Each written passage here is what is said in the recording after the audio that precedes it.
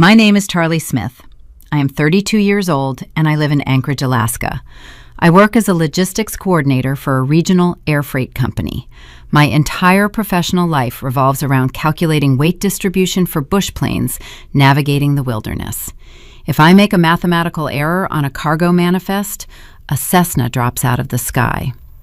I view the world through the lens of balance. Every action has a counterweight. Every structure has a breaking point. But 3 months ago, I walked into a family courtroom and watched my mother, Brenda, drop to the floor. She did not trip. She fainted. Her designer purse hit the hardwood with a hollow thud, right after a federal judge looked at the evidence I provided and ordered the bailiff to place my father in handcuffs. For years, my parents thought I was the quiet workhorse they could afford to sacrifice. They believed they could declare me an incompetent addict, pack me away to a facility, and drain every cent of equity I owned to save my older sister from a federal indictment. But here is the detail they overlooked. You cannot trap an auditor with fake paperwork. When the judge asked where my supposedly missing $80,000 really went, and I opened my red binder, my mother lost the ability to breathe. I will get to the courtroom. But first, let me take you back to the cold Tuesday evening when they cornered me in my own home. Welcome back to Aura Vengeance, where quiet calculations dismantle loud deceptions. If you have ever been the reliable family member forced to carry everyone else's burdens, this story will resonate. Drop a comment with your current age and hit that subscribe button to join our community. It was November. The Alaskan wind carried the scent of freezing rain and aviation fuel, a smell that always settled into the heavy nylon of my work parka. I pushed open the front door of my apartment, expecting the familiar quiet of my own space. Instead, the air inside tasted thick. The cloying sweetness of my mother's gardenia perfume clashed with the stale heat radiating from the baseboard vents. I stopped on the welcome mat. My living room had been rearranged into a stage. My mother, Brenda, sat right in the center of the gray sofa, clutching a crumpled tissue in both hands. My father, Richard, stood near the frost-rimmed window. His arms were crossed over his chest, playing the role of the stern but concerned patriarch. Tucked into the armchair sat my older sister, Jessica. She wore a pristine cashmere sweater that looked like it had just stepped off a first-class flight from Seattle. Standing near the coat rack was a man I did not recognize, wearing a beige cardigan and holding a silver clipboard. At his feet sat a rigid black suitcase. It was not my suitcase. The door clicked shut behind me. Nobody moved to hug me. Nobody said hello. "Charlie, where is the $80,000 that disappeared from your savings this month?" My father asked the question. His tone carried the practiced cadence of a reasonable man dealing with an unstable employee. I did not take off my coat. I stood there letting the freezing cold drip from my boots onto the hardwood floor. I ran a quick visual audit of the room. 4 people blocking the main exits. A packed bag, a stranger holding documents. The weight distribution was asymmetrical. The payload was a lie. For a brief moment, my mind flashed to the $80,000. It was my life savings. I earned it by working double shifts during the dark Alaskan winters, coordinating freight runs through brutal weather systems. 3 weeks prior, I noticed a strange digital ping on my primary checking account, a tiny verification charge originating from a bank in Seattle. I did not call my parents to ask about it. I quietly moved every cent I owned into a protected forensic trust. I changed my passwords. I locked my credit. I did what an auditor does. I secured the cargo. They did not know that. They only knew the money was suddenly out of their reach. "We know about the pills, Charlie." Brenda spoke up, her voice wavering perfectly on cue. She dabbed at the corners of her eyes, careful not to smudge her expensive mascara. "The secret addiction. You are destroying yourself. We just want our daughter back." I stared at her. I had not taken so much as a single ibuprofen since a dental crown procedure 3 years ago. I worked in an aviation industry subject to random federal drug testing. My system was cleaner than the snow outside. But logic has no place in a theatrical performance. Denial is the most common symptom of the disease. The stranger in the cardigan stepped forward, offering a warm, sympathetic smile. "I am Dr. Evans. Your family hired me to facilitate this transition. There is a bed waiting for you at a dual diagnosis facility in Oregon. The transport van is idling down the street." Jessica leaned forward, placing a manicured hand over her heart. "Please, Charlie, we flew all the way up here because we love you. Just let us help you." They were waiting for a reaction. They wanted tears. They wanted shouting. They wanted a frantic, defensive outburst they could point toward as undeniable proof of my mental instability. Instead, I unbuttoned my collar and let the silence stretch out. The heater ticked in the corner, measuring the seconds. I looked at Jessica.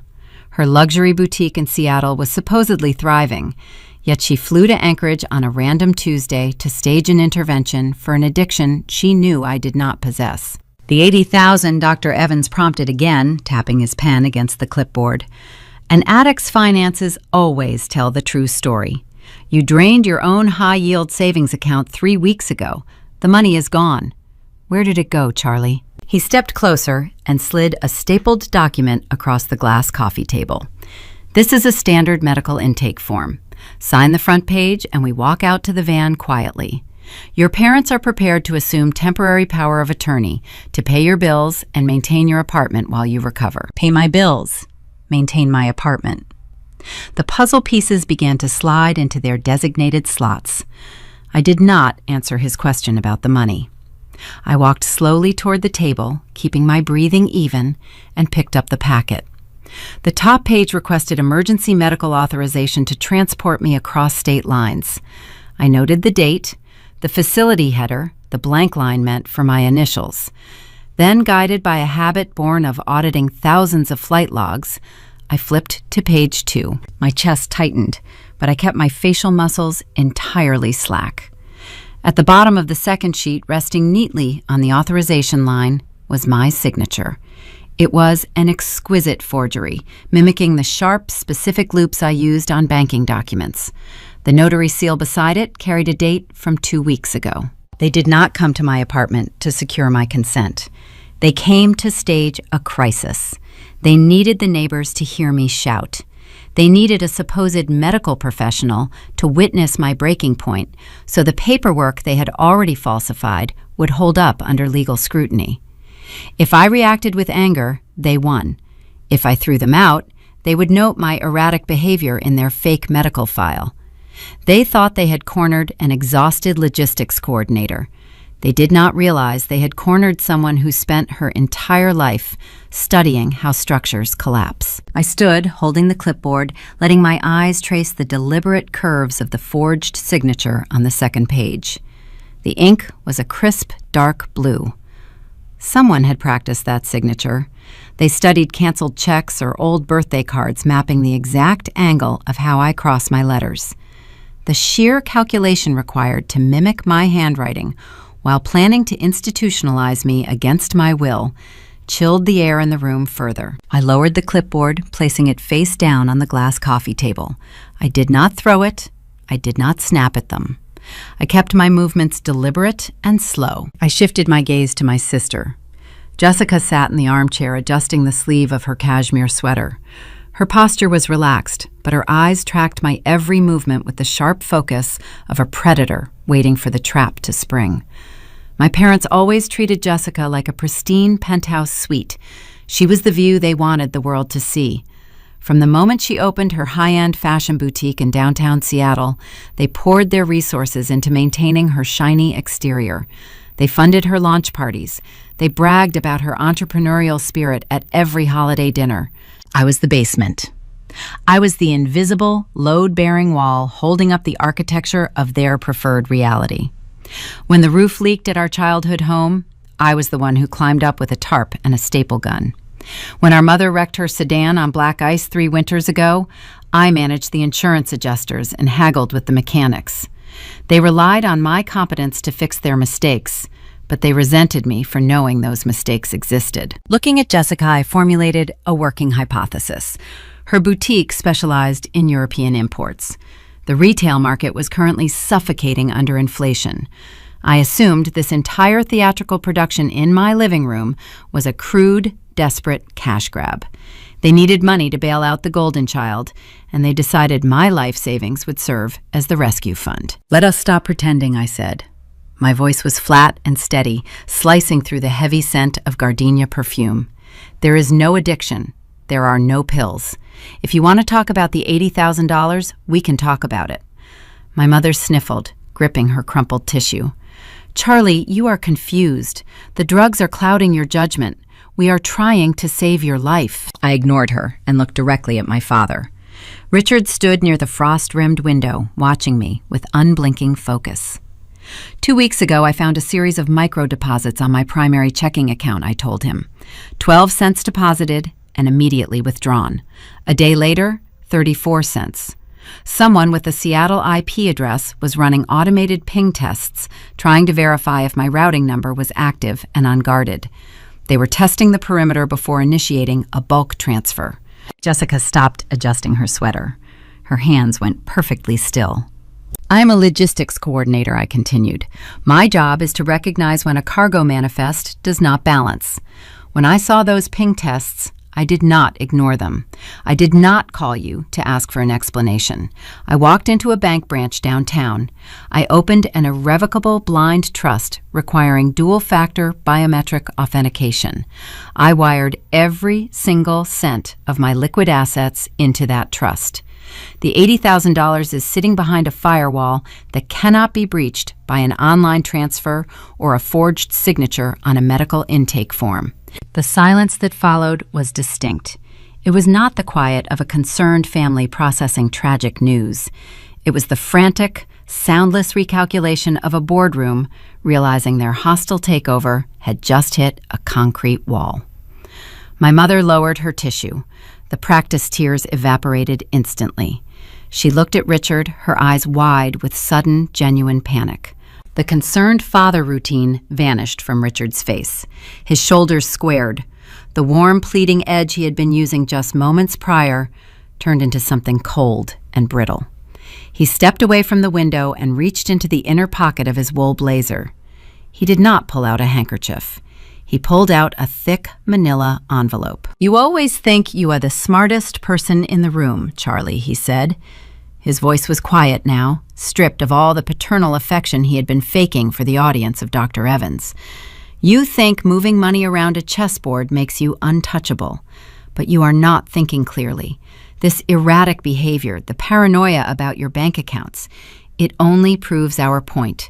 You are suffering from a severe, substance-induced psychotic break." He walked over to the coffee table and dropped the manila envelope next to the clipboard. He flipped it open. Inside lay a thick stack of legal documents printed on heavy bond paper. The top page bore the official seal of the state of Alaska. "Because you are currently incapable of managing your own affairs, we have taken the necessary steps to protect your estate," he stated. "This is a comprehensive power of attorney. It grants your mother and me full legal control over your financial assets, your real estate property, and your medical decisions. The paperwork is ready.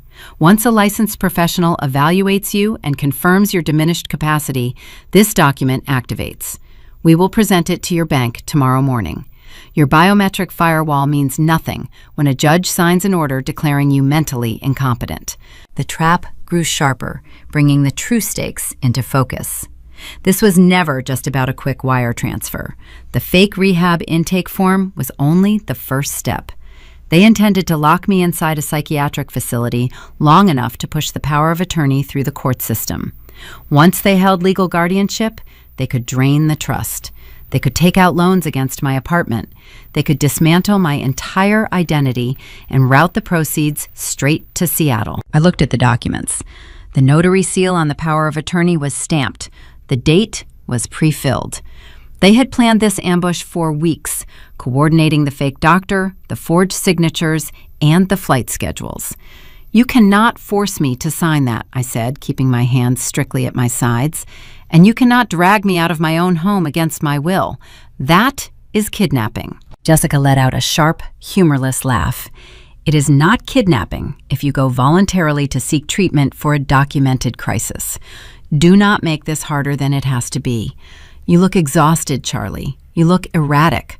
Who do you think the authorities will believe?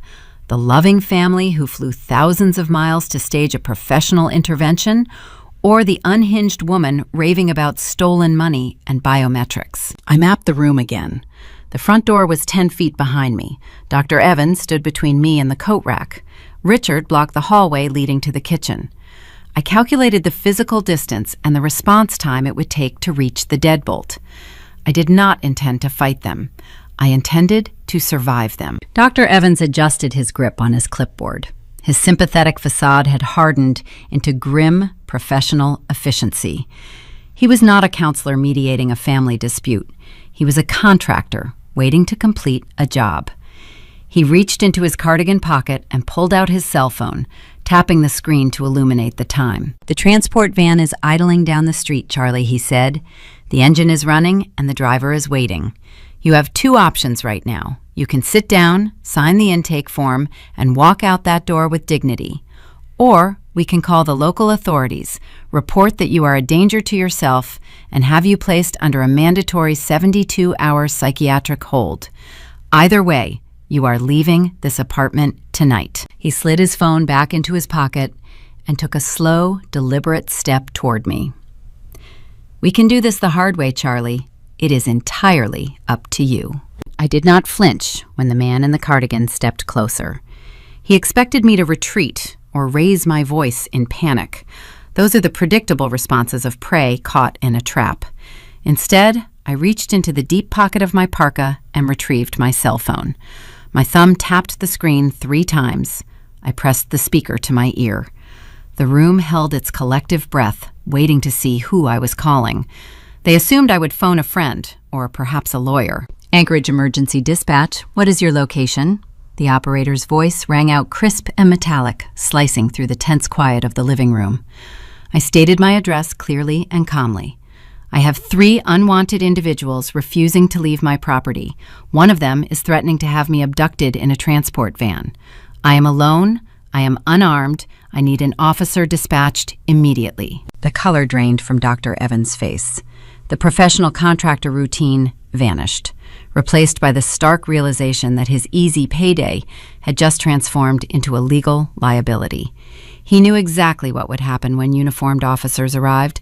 They would assess the situation. They would look at my steady hands, my clear eyes, and my even tone. They would ask him to produce a court order authorizing my removal. He did not have one. He only had forged intake forms and the word of my parents. The police would run his credentials, and his entire gray market intervention business would be exposed to municipal scrutiny. He lowered the clipboard and took a swift step backward. He looked at my father and shook his head. "We need to leave, Richard." Dr. Evans kept his voice to an urgent whisper. "If the police arrive before we secure the judicial mandate, this whole operation falls apart. We pull back now and wait for the judge to sign the emergency guardianship tomorrow." My father clenched his jaw. A muscle feathered near his temple. He had built this ambush to force my hand tonight, and my refusal to follow the script infuriated him. He glared at me. The warm, concerned patriarch act was entirely gone, leaving only a cold, calculating man staring at a disobedient asset. Brenda let out a dramatic gasp. She grabbed her purse from the sofa. "You are making a terrible mistake, Charlie. We are your family. We are trying to keep you alive." I stayed silent, keeping the phone pressed to my ear, listening to the dispatcher confirm that a patrol car was en route. Jessica stood up from the armchair, smoothing the front of her cashmere sweater.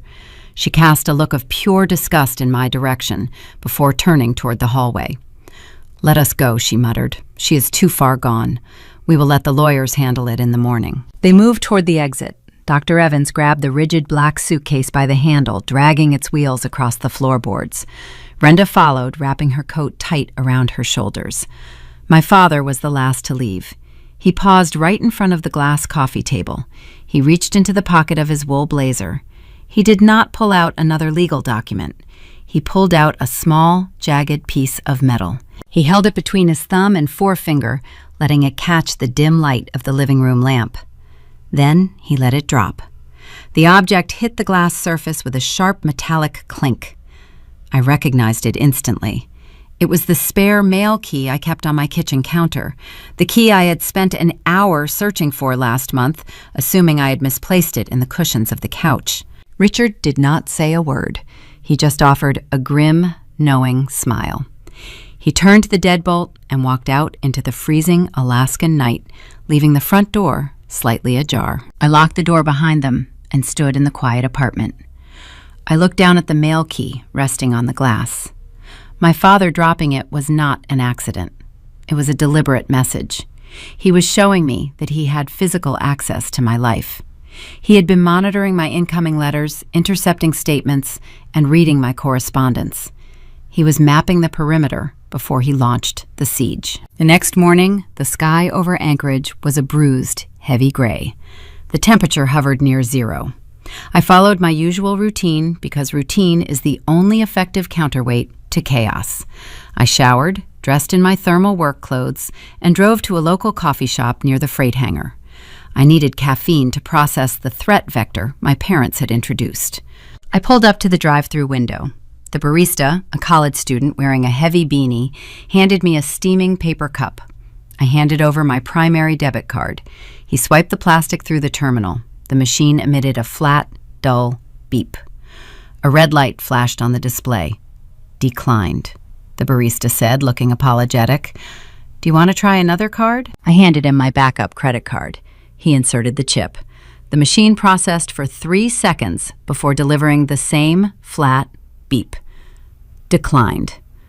A cold sensation settled in the pit of my stomach. It was much sharper than the winter air blowing through the open truck window. I dug into my glove compartment, retrieved a crumpled $10 bill, and paid for the coffee.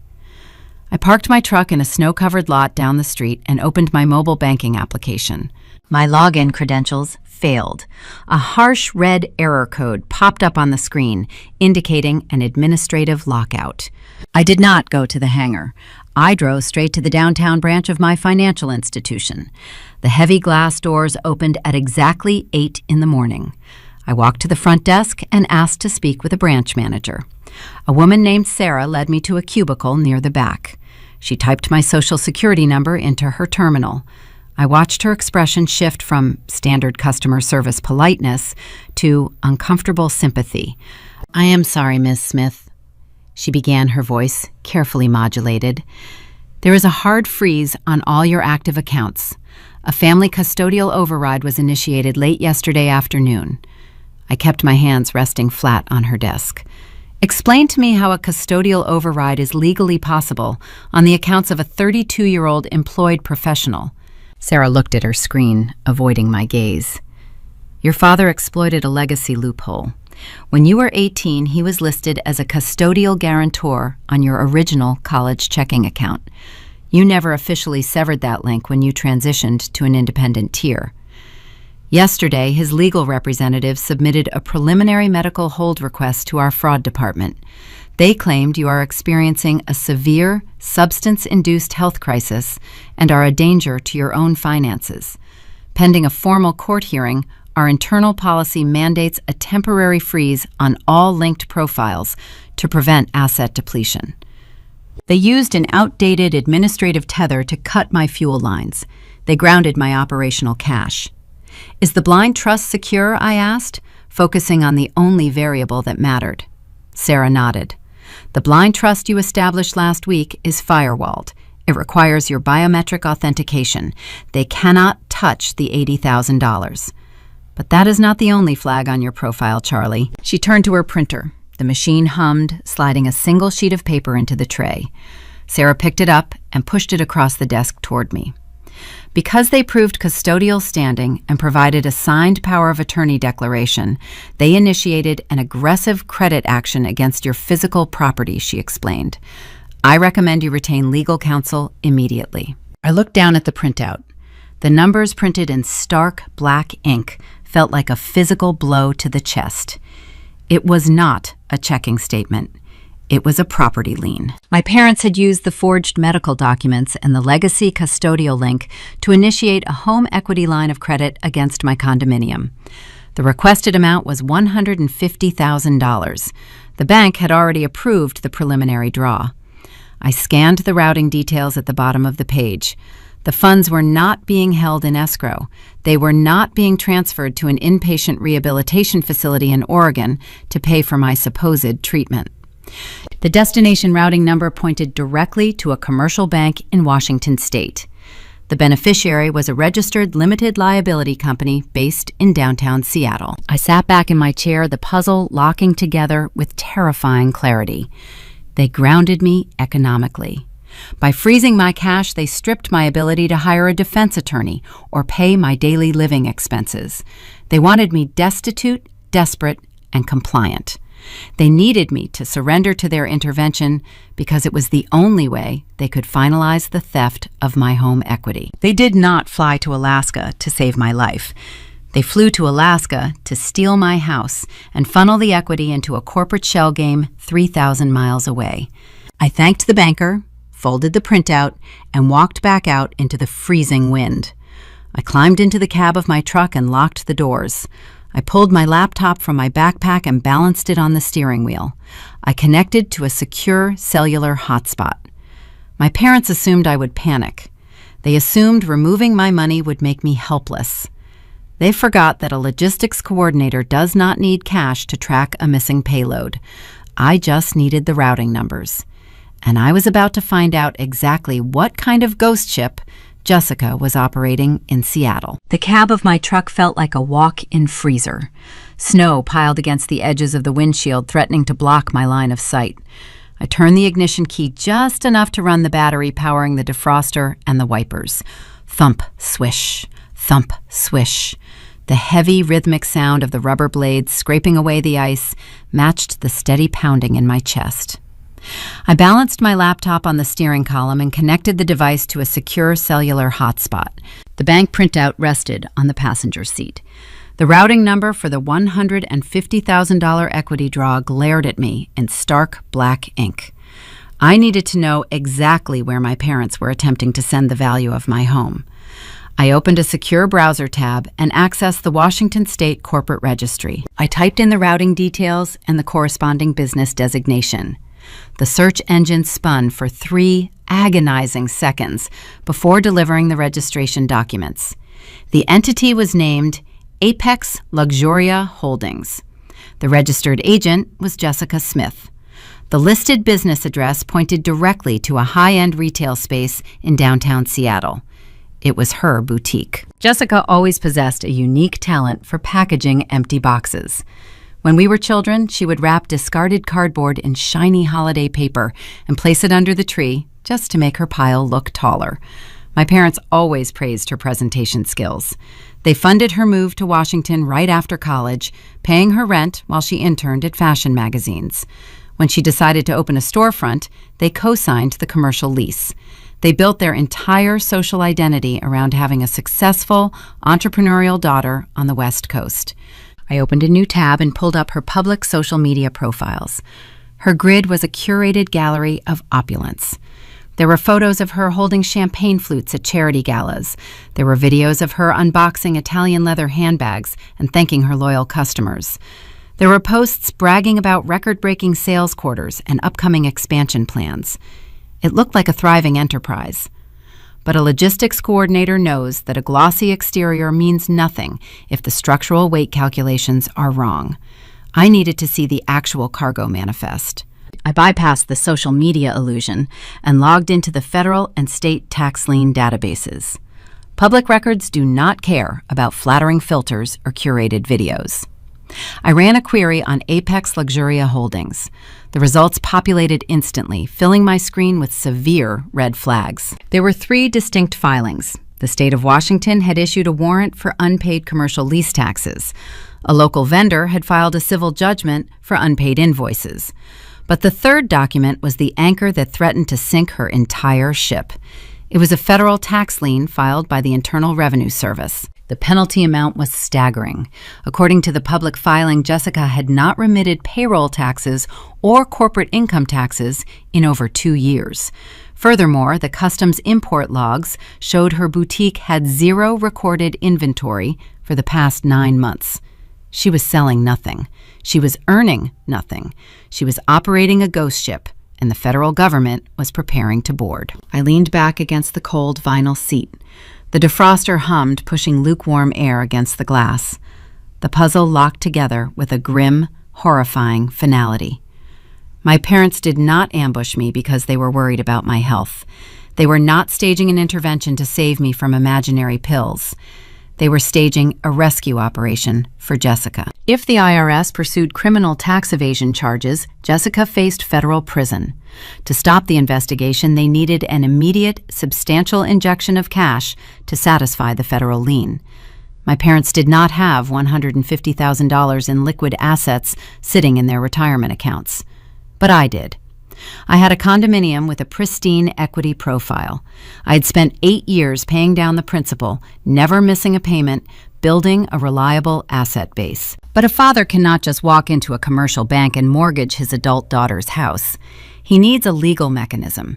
He needs a power of attorney.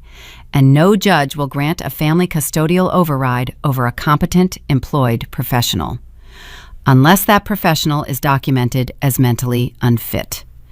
Unless that professional is dragged kicking and screaming out of her apartment by a licensed interventionist and locked in a dual diagnosis facility. The rehab narrative was the perfect smokescreen. It provided the legal justification to declare me incompetent. Once I was locked away in a psychiatric ward, they could activate the forged documents, drain the equity out of my property, route the funds to Apex Luxuria Holdings, and pay off the IRS. By the time I managed to prove I was sober and sane, my credit would be destroyed, my home would be mortgaged to the hilt, and Jessica would be safe. I was the designated collateral damage. I stared at the blinking cursor on my laptop screen. The cold logic of their plan was breathtaking. It required a chilling lack of empathy. They looked at my life, my career, my stability, and saw only a spare parts depot for their favored child.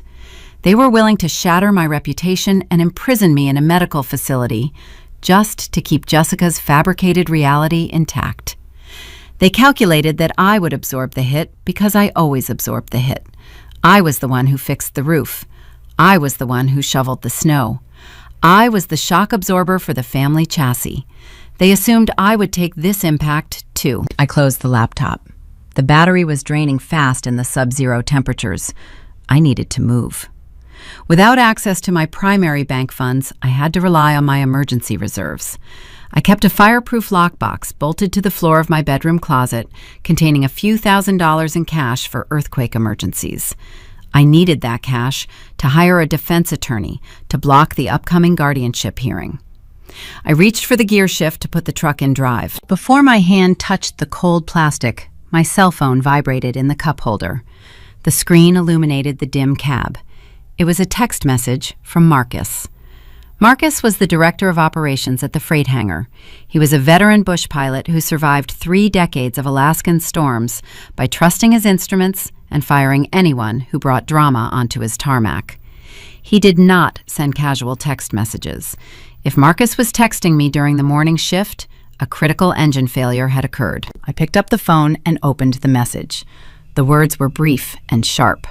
"Charlie, get to the hangar right now. Your mother is sitting in the Human Resources office crying. She brought a folder full of medical records, and she is telling the corporate director you are a severe liability to the company." My lungs tightened. The siege was not confined to my bank accounts. My parents realized I had escaped the physical ambush at the apartment, and they knew I would try to fight the financial freeze. So they were expanding the attack vector. They were targeting my professional credibility. If I lost my job, I lost my health insurance, my remaining income stream, and my standing in the community. I would be left with nothing but their forged narrative. I shifted the truck into drive and pressed my foot hard on the accelerator, steering the vehicle toward the airfield. I parked my truck in the employee lot outside the main logistics hangar. The snow was falling harder now, obscuring the tail fins of the parked cargo planes. I walked through the side entrance, my heavy boots leaving wet tracks on the concrete floor. The usual morning symphony of the airfield surrounded me. Mechanics shouted over the roar of a testing engine. Forklifts beeped, backing out of loading bays. The smell of grease and cold metal hung thick in the air. This was my sanctuary. This was an environment where problems were solved with wrenches and mathematical precision. But as I approached the administrative corridor, the familiar operational hum gave way to a sound that did not belong. I heard weeping. It was loud, performative, and designed to draw an audience. I turned the corner and saw the spectacle. The glass walls of the Human Resources office offered a clear view of the interior. My mother, Brenda, sat in a rolling chair facing the HR director, a woman named Diane, who looked deeply uncomfortable. Several junior dispatchers had stopped in the hallway, holding clipboards, pretending to check inventory while watching the drama unfold. Brenda was clutching a thick manila folder to her chest, her shoulders shaking with orchestrated grief. She was playing the heartbroken mother perfectly, sacrificing her dignity to save her supposedly troubled child. I pushed the glass door open and walked inside. The weeping stopped instantly. Brenda looked up, her eyes darting toward the folder in her lap. Diane stood up from her desk, smoothing her blazer. "Charlie," Diane said, her voice tight with professional caution, "I was just about to call you. Your mother came in requesting an emergency meeting. She has raised some very serious concerns regarding your current fitness for duty." I kept my posture rigid. I did not look at my mother. I addressed the HR director directly. "Whatever my mother is telling you, Diane, it is a fabricated domestic issue. It has no bearing on my employment or my daily operations." Brenda let out a sharp, dramatic sob. "Please, Charlie, do not lie to them. They need to know the truth before someone gets hurt. You are calculating load weights for aircraft. A single mistake fueled by your addiction could kill a pilot." She played her highest card. In the aviation logistics industry, safety is the only currency that matters. An accusation of substance abuse cannot be ignored. It must be investigated thoroughly. She knew the corporate protocols. She knew the company would prioritize liability over my stellar employment record. She placed the manila folder on Diane's desk and slid it forward. "These are her clinical files, Diane. You can see the progression of the opioid dependency. We are trying to get her into a secure facility today, but she keeps running. I had to warn you." I stepped toward the desk. My hands stayed at my sides. I did not attempt to grab the folder. If I fought her for the documents, it would only reinforce her narrative of erratic behavior. At that exact moment, the heavy wooden door connecting the HR office to the executive suite swung open. Marcus, the director of operations, stepped into the room. He wore his usual faded leather flight jacket and carried a battered silver thermos. He looked at my mother, then at Diane, and finally at me. He did not say a word. He walked over to the desk, picked up the manila folder, and gestured with his chin toward his private office. "Charlie, inside," he ordered. "Diane, you too. Mrs. Smith, you will wait right here." Brenda opened her mouth to protest, but Marcus leveled a stare at her that had silenced panicked pilots in mid-air emergencies. She sank back into the rolling chair. I followed Marcus into his office. The walls were lined with framed topographical maps and framed photographs of vintage aircraft. It was a space built on facts and altitude metrics. He sat down behind his heavy oak desk, dropped his thermos onto the blotter, and opened the folder. Diane stood awkwardly near the door. I remained standing in front of the desk. Marcus did not fire me immediately.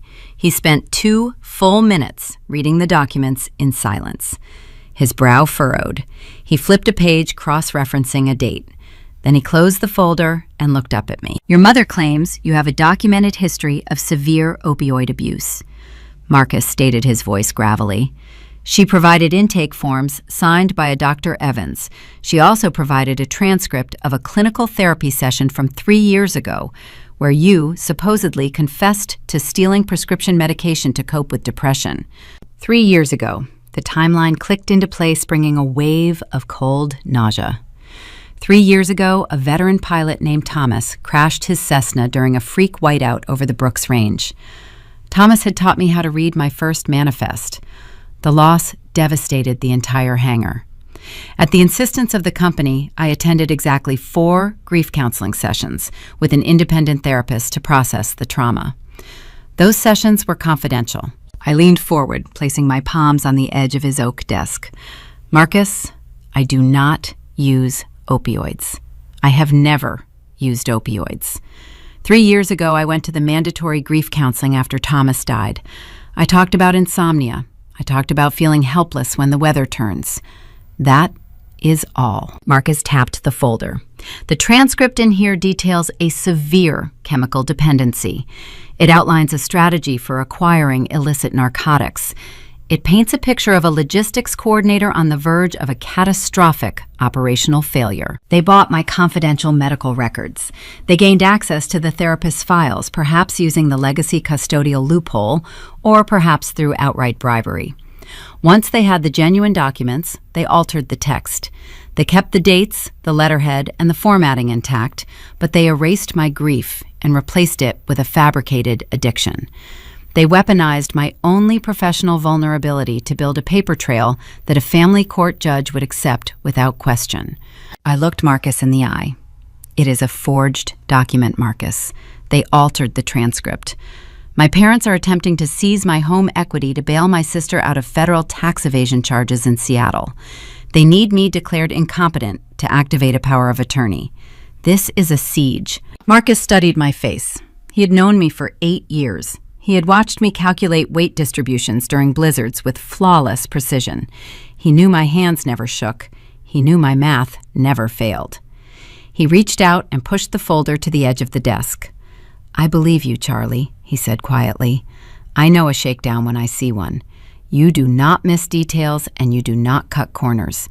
I trust your operational integrity." A small breath of relief escaped my lungs. But Diane stepped forward, clearing her throat. "Marcus, we cannot ignore this," Diane said, her tone apologetic but firm. "Corporate policy is absolute regarding substance abuse allegations, especially when documentation is presented on the premises. The Federal Aviation Administration guidelines require us to act. We cannot allow her to touch a cargo manifest until this is resolved." Marcus let out a heavy sigh and picked up his thermos. "She is right, Charlie. My hands are tied by the compliance manual. I cannot let you back on the floor." Diane looked at her clipboard. "You are officially suspended with pay, pending an investigation. You must submit to an immediate mandatory drug test at our partnered clinic downtown. If the test comes back clean, we can begin the reinstatement process. But until the medical review board clears these documents, you are grounded. You have to hand over your facility badge and your security keys." I reached into my pocket and pulled out my heavy ring of keys, along with my plastic identification badge. I set them down on the oak desk next to the forged folder. The metallic clink echoed in the quiet office. My parents' strategy was executing flawlessly. They used a fake medical crisis to freeze my bank accounts. Now they used forged clinical transcripts to sever my employment and destroy my professional credibility. If I tried to hire a lawyer, they would point to my suspension as proof of my instability. I was cut off from my income, my reputation, and my operational base. I was stranded on the tarmac while they prepared to hijack my life. "I need to get that drug test done today," I told Diane, keeping my voice void of any emotion. "Give me the clinic authorization paperwork."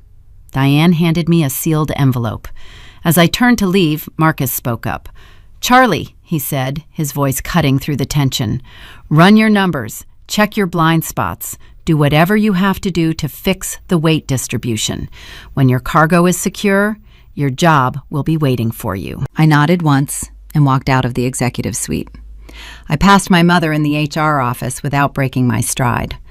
I pushed through the glass doors, leaving the safety of the hangar behind. I stepped out into the freezing snow, knowing I had to fight a war without any of my usual tools. The drive back to my apartment required every ounce of focus I possessed. The snow was coming down in thick, blinding sheets, turning the Anchorage roads into a treacherous white blur. I kept both hands gripped tight on the steering wheel, guiding the truck through the storm. My operational base at the hangar was gone.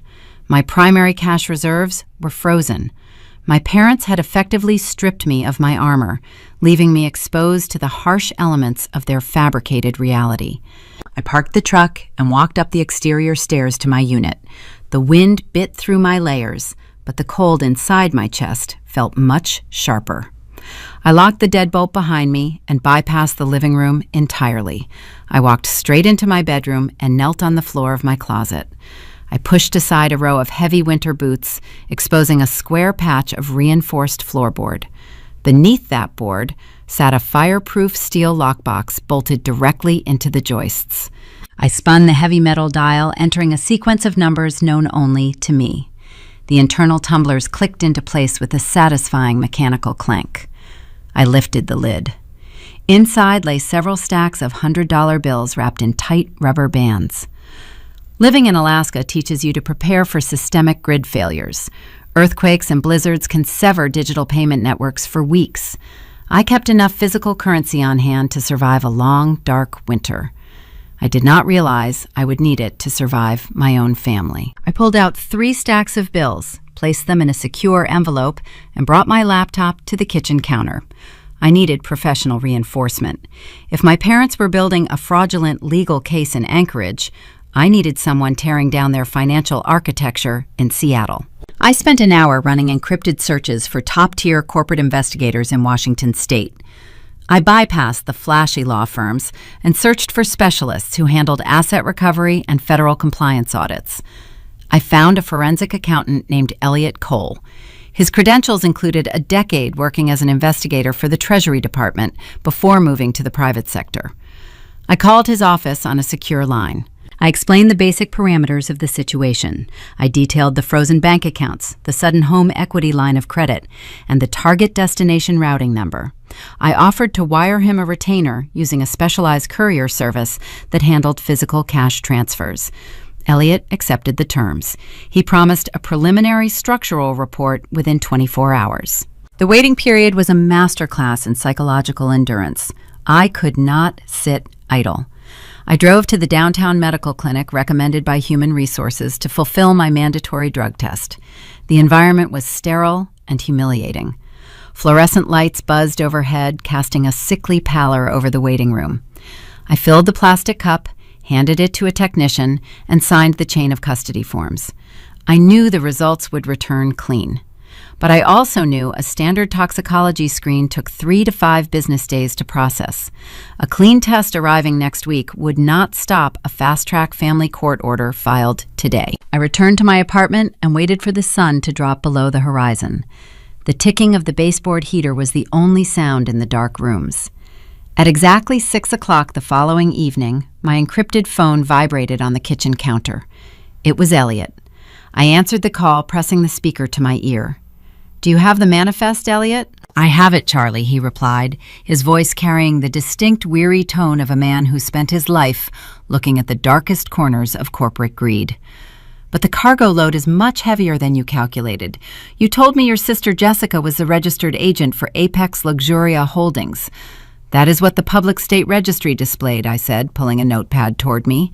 "A registered agent is just the person designated to receive legal mail," Elliot explained. "It is a surface-level title." I bypassed the state directory and pulled the federal incorporation documents, the commercial lease agreements, and the primary vendor contracts. Jessica is not the beneficial owner of the boutique. She is not the financial guarantor. She is listed merely as an operations manager. I stopped writing. The pen hovered over the paper. "If Jessica is not the guarantor who holds the liability, you do," Elliot said. The silence on the line stretched out, mimicking the sudden vacuum in my lungs. "Every legal document anchoring that boutique is registered to your Social Security number, Charlie." Elliot continued reading from his screen. "Your name is on the commercial lease for the storefront. Your credit profile was used to secure the revolving inventory loans.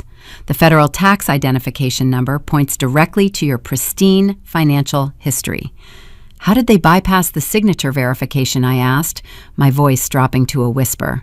"Your father was listed as a custodial guarantor on your early banking profiles," Elliot answered.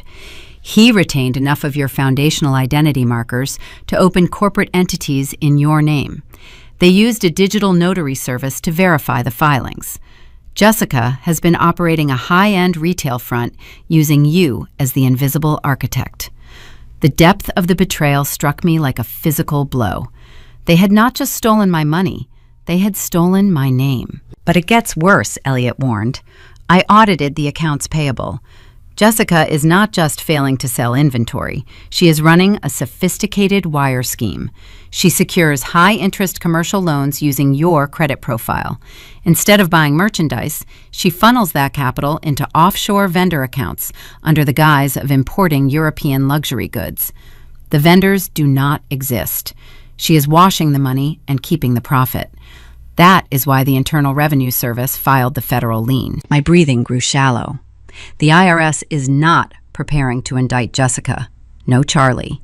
They are preparing to indict you. As far as the federal government is concerned, you are the mastermind behind a multi-million-dollar corporate tax fraud operation.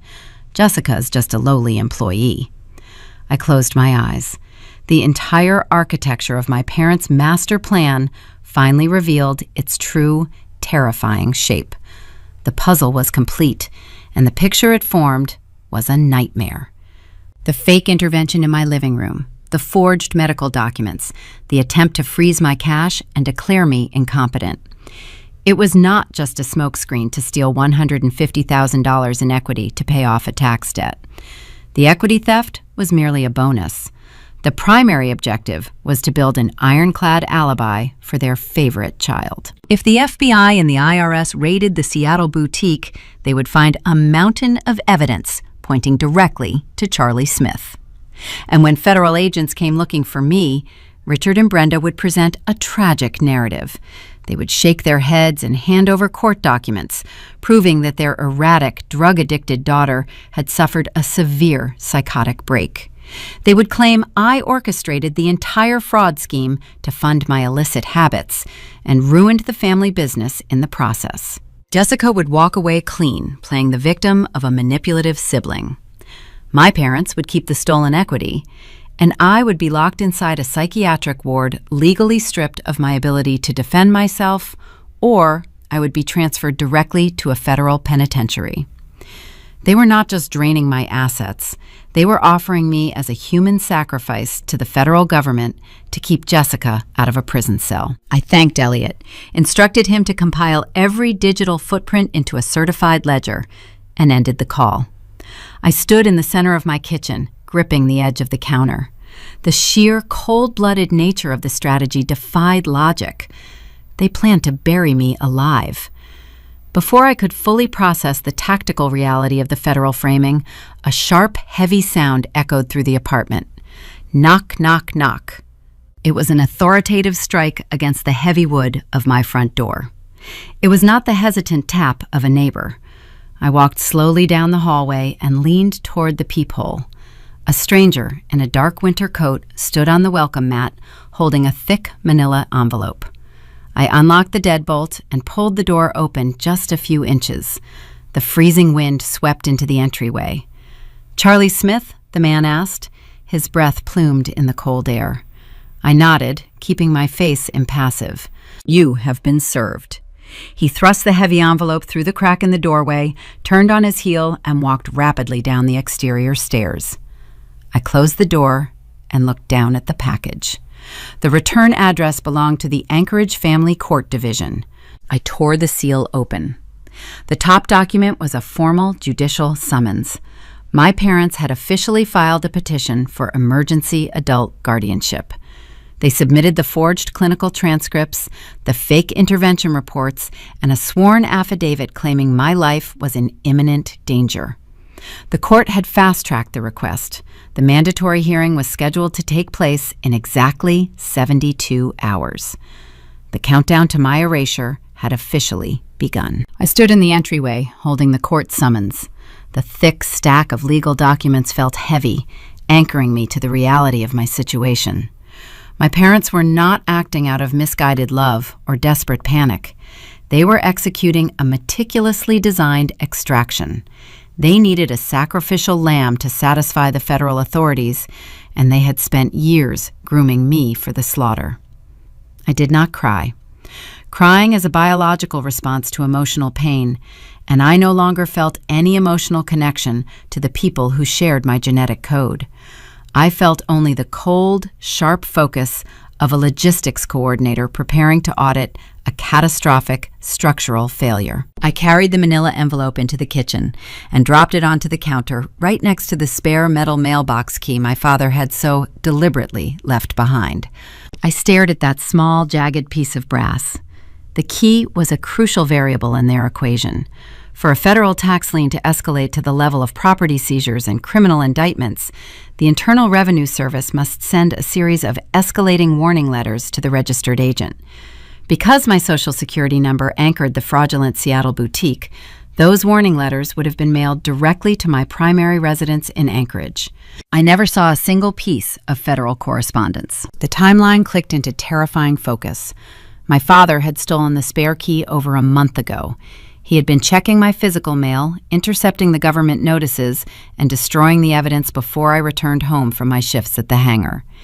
He controlled my incoming data stream, ensuring I remained blind to the federal noose tightening around my neck until he was ready to spring the trap.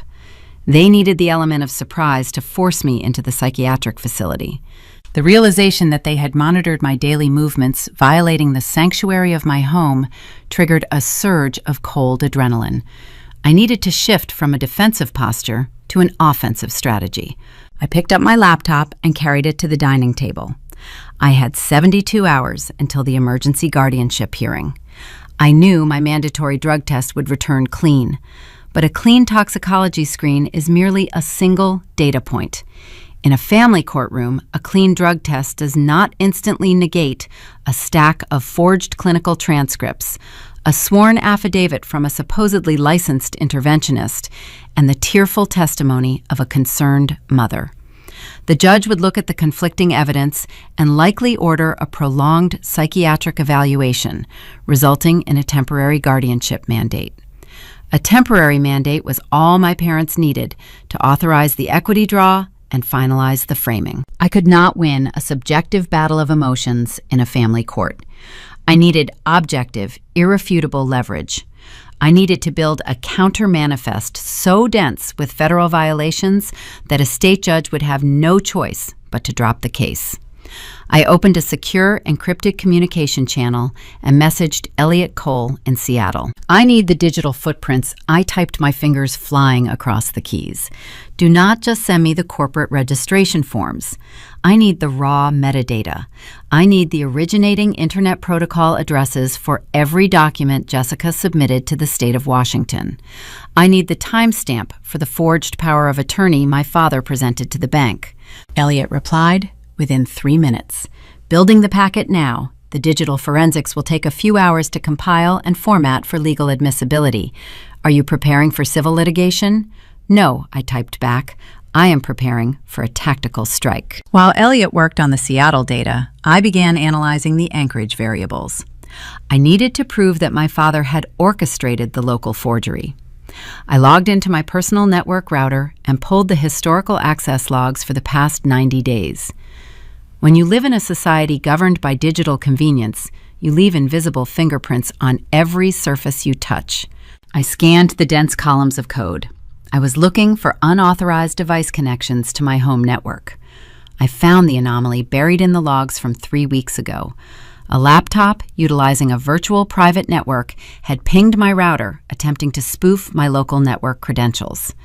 The intrusion attempt occurred on a Tuesday afternoon when I was physically located at the freight hangar. I ran a trace on the originating IP address of the intruding device.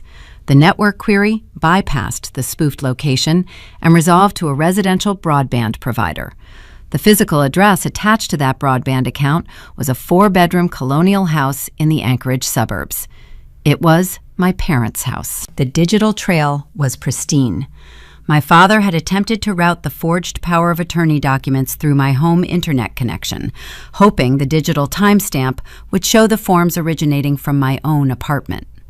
He wanted to make it look like I had generated the paperwork during a manic episode.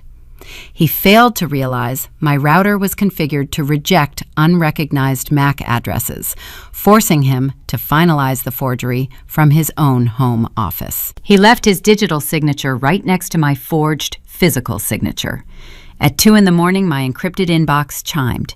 Elliot had delivered the Seattle packet. I opened the compressed file and began sorting the data. The counter manifest was coming together with beautiful symmetry. Elliot had traced the IP addresses used to file the fraudulent federal tax returns for Apex Luxuria Holdings. Jessica was not using a secure offshore server to wash the money. She was incredibly arrogant. She had submitted the falsified corporate documents from the unencrypted wireless network at her luxury Seattle boutique. Furthermore, Elliot uncovered the digital receipt for the forged notary seal stamped on the power of attorney. My father had purchased the digital stamp from an online vendor using a credit card registered to his own name. They thought they were executing a flawless master plan. They thought they were dealing with an oblivious logistics coordinator who only understood airplane cargo. They did not understand that data is just another form of freight, and they had loaded their manifest with explosive contraband. I spent the next 4 hours formatting the data. I printed the router logs, the IP traces, the forged notary receipts, and the federal tax lien notices. I placed each document into a clear plastic sleeve.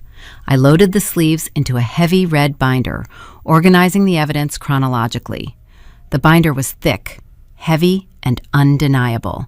It was the physical manifestation of their betrayal, reduced to raw numbers and timestamps. By the time the sun began to rise over the Chugach Mountains, the red binder was complete. I closed the cover and rested my hand flat against the smooth plastic. The architecture of their destruction was fully assembled. I walked into the kitchen to brew a pot of coffee. My phone buzzed on the counter.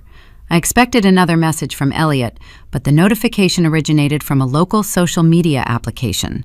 A former high school classmate had sent me a direct message containing a single video link and a question mark. I clicked the link.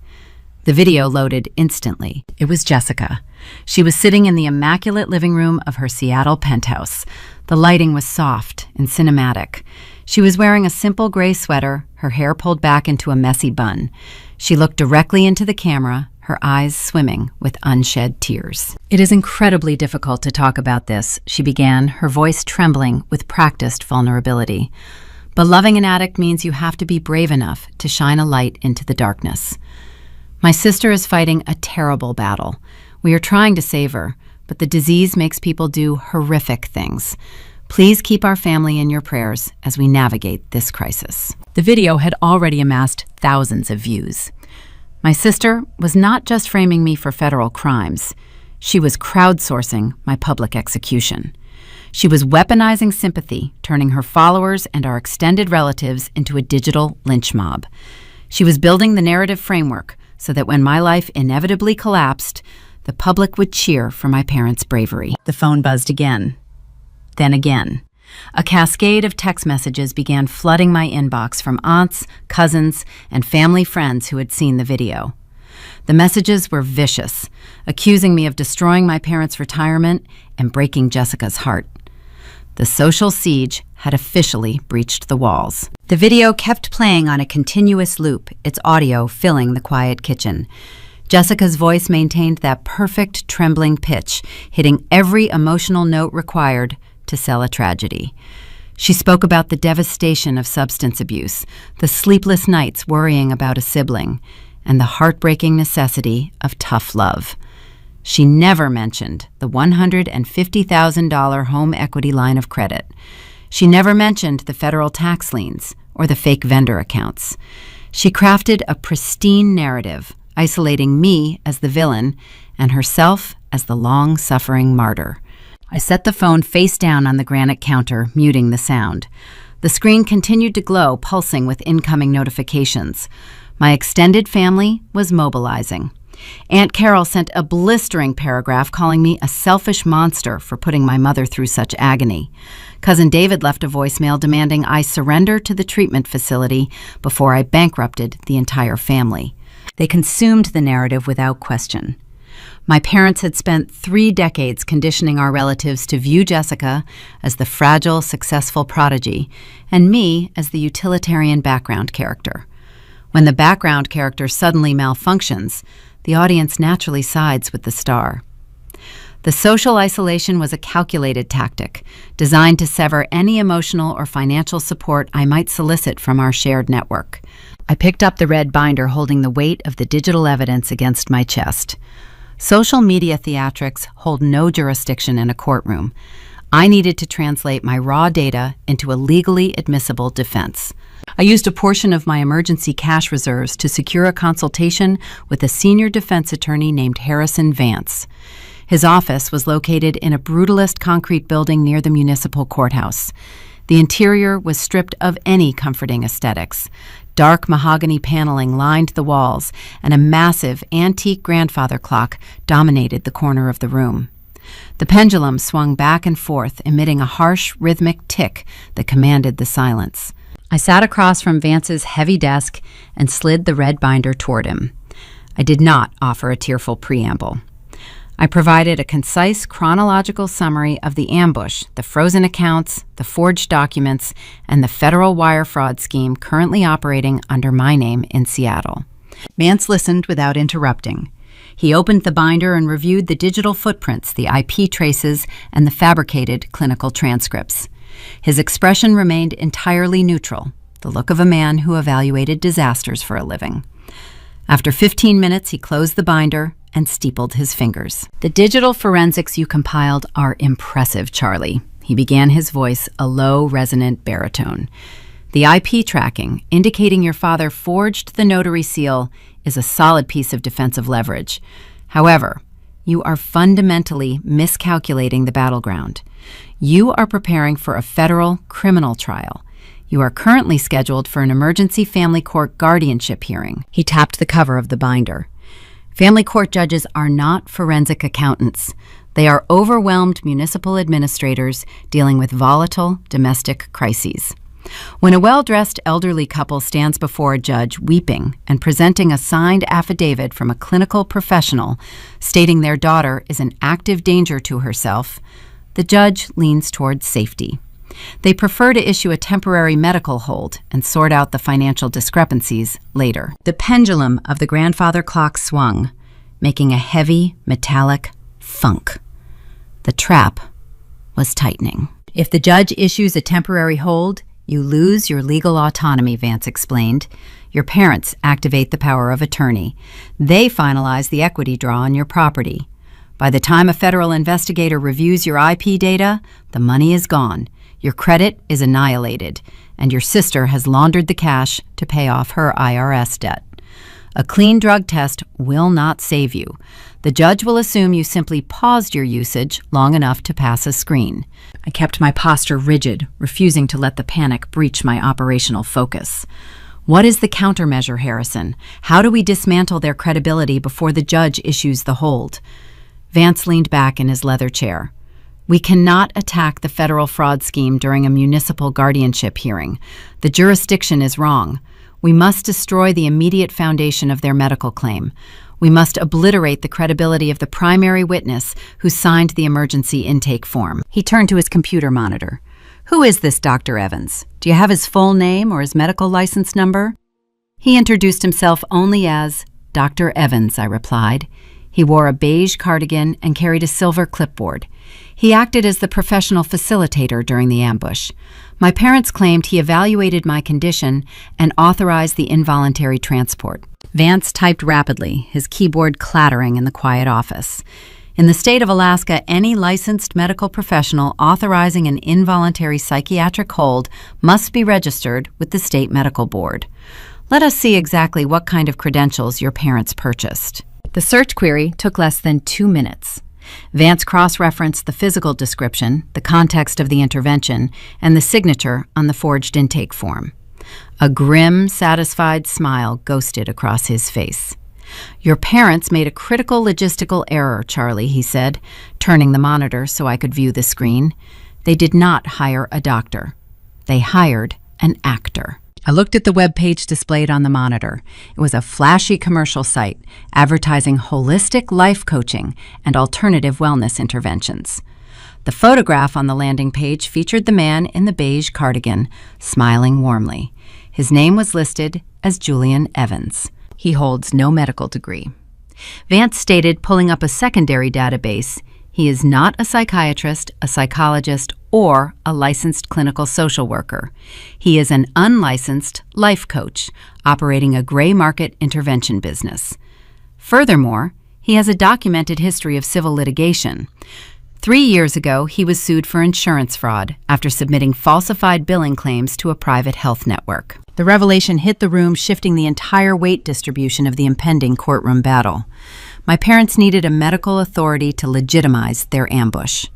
Because no actual doctor would sign a forced intake form without examining the patient, they bypassed the medical establishment entirely. They paid a disgraced life coach to play the role, hoping his confident demeanor and forged paperwork would slip past a busy family court judge. "We have our wedge," Vance said, his voice gaining a sharp, aggressive edge. "If we present this red binder to the judge initially, they will dismiss it as the paranoid ramblings of an addict. We must wait for your parents to commit to their lie on the public record. We will let them present their fake doctor and their forged documents. Once they swear under penalty of perjury that their evidence is authentic, we will introduce Mr. Julian Evans to the reality of criminal cross-examination." The strategy was risky. It required me to sit in a courtroom and silently absorb their defamation while waiting for the precise moment to detonate the evidence. But logistics is the science of calculated risks. I knew how to hold my nerve during extreme turbulence. Vance drafted a series of expedited subpoenas, directing his paralegal to serve Julian Evans immediately. We spent the remainder of the afternoon rehearsing the procedural flow of the hearing. I left his office as the winter sun dipped below the horizon, casting long, dark shadows across the concrete architecture of downtown Anchorage. I drove back to my apartment, my phone still buzzing with toxic messages from relatives convinced I was a monster. They believed the narrative my sister spun on social media. They believed the glossy illusion.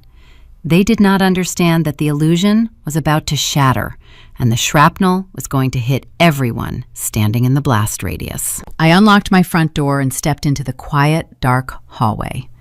The physical preparation was complete, but the federal leverage still required activation. I needed to ensure that when the family court deception collapsed, the federal trap snapped shut simultaneously. I carried my laptop to the dining table and prepared to drop a very specific match into a highly volatile powder keg. I sat at the dining table, illuminated only by the blue light of my laptop screen. Harrison Vance was preparing the local legal defense, but I needed to secure the federal flank. My parents operated under the assumption that a frozen checking account rendered me powerless. They equated liquid cash with operational capability. They failed to realize that in the modern era, data is the ultimate currency. I connected my computer to a high-capacity laser printer I kept in the spare bedroom. For the next 48 hours, that machine did not stop humming. I did not sleep. I consumed black coffee and arranged the documents with the exact same focus I used when balancing a freight load destined for a remote Arctic village. I built the counter-manifest. It was a 400-page master ledger documenting every structural fracture in their fraudulent architecture. I did not simply print spreadsheets. I formatted the information using the strict protocols of an aviation safety audit. Section 1 contained the corporate registration filings for Apex Luxuria Holdings, cross-referenced against my stolen Social Security number. Section 2 displayed the raw network metadata, tracing the fraudulent document submissions directly to the unencrypted wireless router at Jessica's Seattle storefront. Section 3 mapped the forged power of attorney, utilizing the digital purchase receipts, tracing the notary seal back to Richard's credit card and his suburban Anchorage Internet Protocol address. I slid each printed page into a heavy-duty transparent sleeve, snapping them into 3 thick red binders. The smell of warm toner and synthetic plastic filled the apartment, replacing the lingering scent of my mother's perfume from the night of the ambush. The physical binders were destined for the family court judge, but the digital equivalents required a different destination. I opened a secure browser window and navigated to the official reporting portals for the Internal Revenue Service Criminal Investigation Division and the Federal Bureau of Investigation Cybercrimes Unit. Filing a federal whistleblower report is a precise, mechanical process. The forms demanded categorical precision. You do not write emotional paragraphs about family betrayal. You input dates, dollar amounts, routing numbers, and definitive proof of wire fraud. I answered every prompt with numerical facts. I uploaded the digital network logs. I attached the forged commercial lease agreements. I provided the offshore vendor coordinates Jessica used to wash the borrowed capital under the guise of importing European fashion goods. When you initiate an avalanche, you do not stand on the mountain and shout. You place a targeted explosive charge near a structural fault line and let gravity do the work. Pressing the submit button on those federal forms was my explosive charge. The government moves slowly during routine random audits, but when an informant hands them a fully decoded multi-million-dollar tax evasion blueprint packaged with exact geographical coordinates, they move with terrifying velocity. I received 2 automated confirmation receipts. The federal gears began to grind. The remainder of the 48-hour waiting period tested my endurance. My phone remained silent regarding official communications, but the social media notifications continued to pile up. Jessica posted another video update. She shared a photograph holding a cup of artisan tea, looking solemn, praising her followers for their unwavering support during her family's dark chapter. She was cementing her victimhood, curating the audience that would supposedly comfort her when my life was ruined. Richard and Brenda were likely sitting in their comfortable suburban home, reviewing their own forged documents, feeling entirely secure. My father spent his career managing a regional construction firm. He understood physical materials like lumber and concrete, but he possessed a fatal blind spot regarding digital infrastructure. He believed tearing up a physical tax warning letter erased the threat. He thought blinding me by freezing my bank accounts was enough to ensure his victory. They thought they were walking into a municipal courtroom to finalize a simple guardianship mandate against an exhausted, isolated target. They viewed me as a broken machine they could scrap for parts. The morning of the hearing arrived wrapped in a brutal atmospheric disturbance. A white-out blizzard had descended upon Anchorage overnight. The temperature had plummeted well below zero, freezing the moisture on the glass. The wind howled against the exterior walls of my building, rattling the window panes with rhythmic thuds. Snow blew sideways, reducing visibility to less than 20 feet. The city issued travel advisories, urging residents to stay off the roads unless the journey was a critical emergency. My journey was the definition of an emergency. I dressed in a tailored charcoal suit, stepping away from the heavy thermal workwear I usually favored. I needed to present the visual profile of a meticulous professional to counteract the erratic addict narrative my parents had submitted to the court. I packed the red binders into a waterproof leather briefcase. The weight of the bag pulled down on my shoulder, a tangible physical reminder of the evidence I carried. I stood by the front door pulling on my winter boots. I reached into my pocket to turn my encrypted phone to silent mode before driving to the courthouse. Just as my thumb brushed the volume switch, the screen illuminated. A high-priority notification pinged through my secure email application. I unlocked the device and opened the message. It was a status update from Elliot Cole, the forensic accountant in Seattle. The text was brief and clinical. Charlie Elliott wrote, "The federal monitoring tripwires just triggered. At 0800 hours Pacific Standard Time, the Internal Revenue Service executed a summary freeze on all commercial accounts linked to Apex Luxuria Holdings. The corporate routing numbers are dead. The physical storefront is currently inaccessible, pending a federal asset seizure." The breath left my lungs in a slow, controlled exhale. The timing was flawless. My parents had orchestrated this entire elaborate deception to steal my home equity and funnel the cash to Seattle to rescue Jessica. But the destination account no longer existed. The federal authorities had intercepted the target. The bucket they were trying to fill was now a locked federal vault. Their primary motivation for locking me in a psychiatric facility was officially obsolete, though they did not know it yet. I slipped the phone into my jacket pocket and gripped the handle of my briefcase. The bomb was armed. The payload was locked into position. I pushed open my front door and stepped out into the blinding white storm, ready to deliver the manifest. The drive through the Anchorage blizzard required intense operational focus. Snowplows had not yet cleared the downtown sector, leaving the roads slick with compressed ice. I engaged the four-wheel drive and guided my truck through the whiteout, relying on the spatial awareness I used to route cargo through mountain passes. I parked in the concrete structure adjacent to the municipal courthouse. The freezing wind whipped across the plaza as I walked toward the heavy glass doors, clutching the leather briefcase holding my counter manifest. Harrison Vance was waiting for me near the security checkpoint. He wore a dark wool suit, his posture rigid and alert. He did not offer a comforting smile or a reassuring pat on the shoulder. He offered a quick nod, acknowledging my arrival. We walked through the metal detectors and rode the elevator to the third floor in silence. Family court proceedings operate on a crowded schedule, but emergency guardianship petitions bypass the standard queue. We navigated the narrow linoleum corridor and pushed open the heavy oak doors of courtroom 4B. The interior of the courtroom felt suffocating. The air smelled of floor wax and old paper. Wooden pews lined the gallery facing a raised judicial bench. At the petitioner table, on the right side of the aisle, sat my family. They had curated their wardrobe with the same calculation they applied to their forged documents. My mother, Brenda, wore a dark navy dress with a modest neckline, clutching a white tissue in her hands. She looked exhausted, performing the role of a woman drained by her daughter's tragic choices. My father, Richard, wore a tailored charcoal suit, sitting tall and solemn, projecting the image of a steady patriarch shouldering an unbearable burden. Jessica sat between them.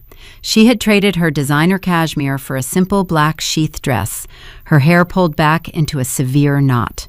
She looked at the floor, playing the part of a grieving sibling, holding her family together. I took my seat at the respondent table on the left, placing my leather briefcase on the wooden surface. I did not look at them. I kept my eyes focused on the empty judicial bench. The side door opened and Judge Arthur Sterling entered the room.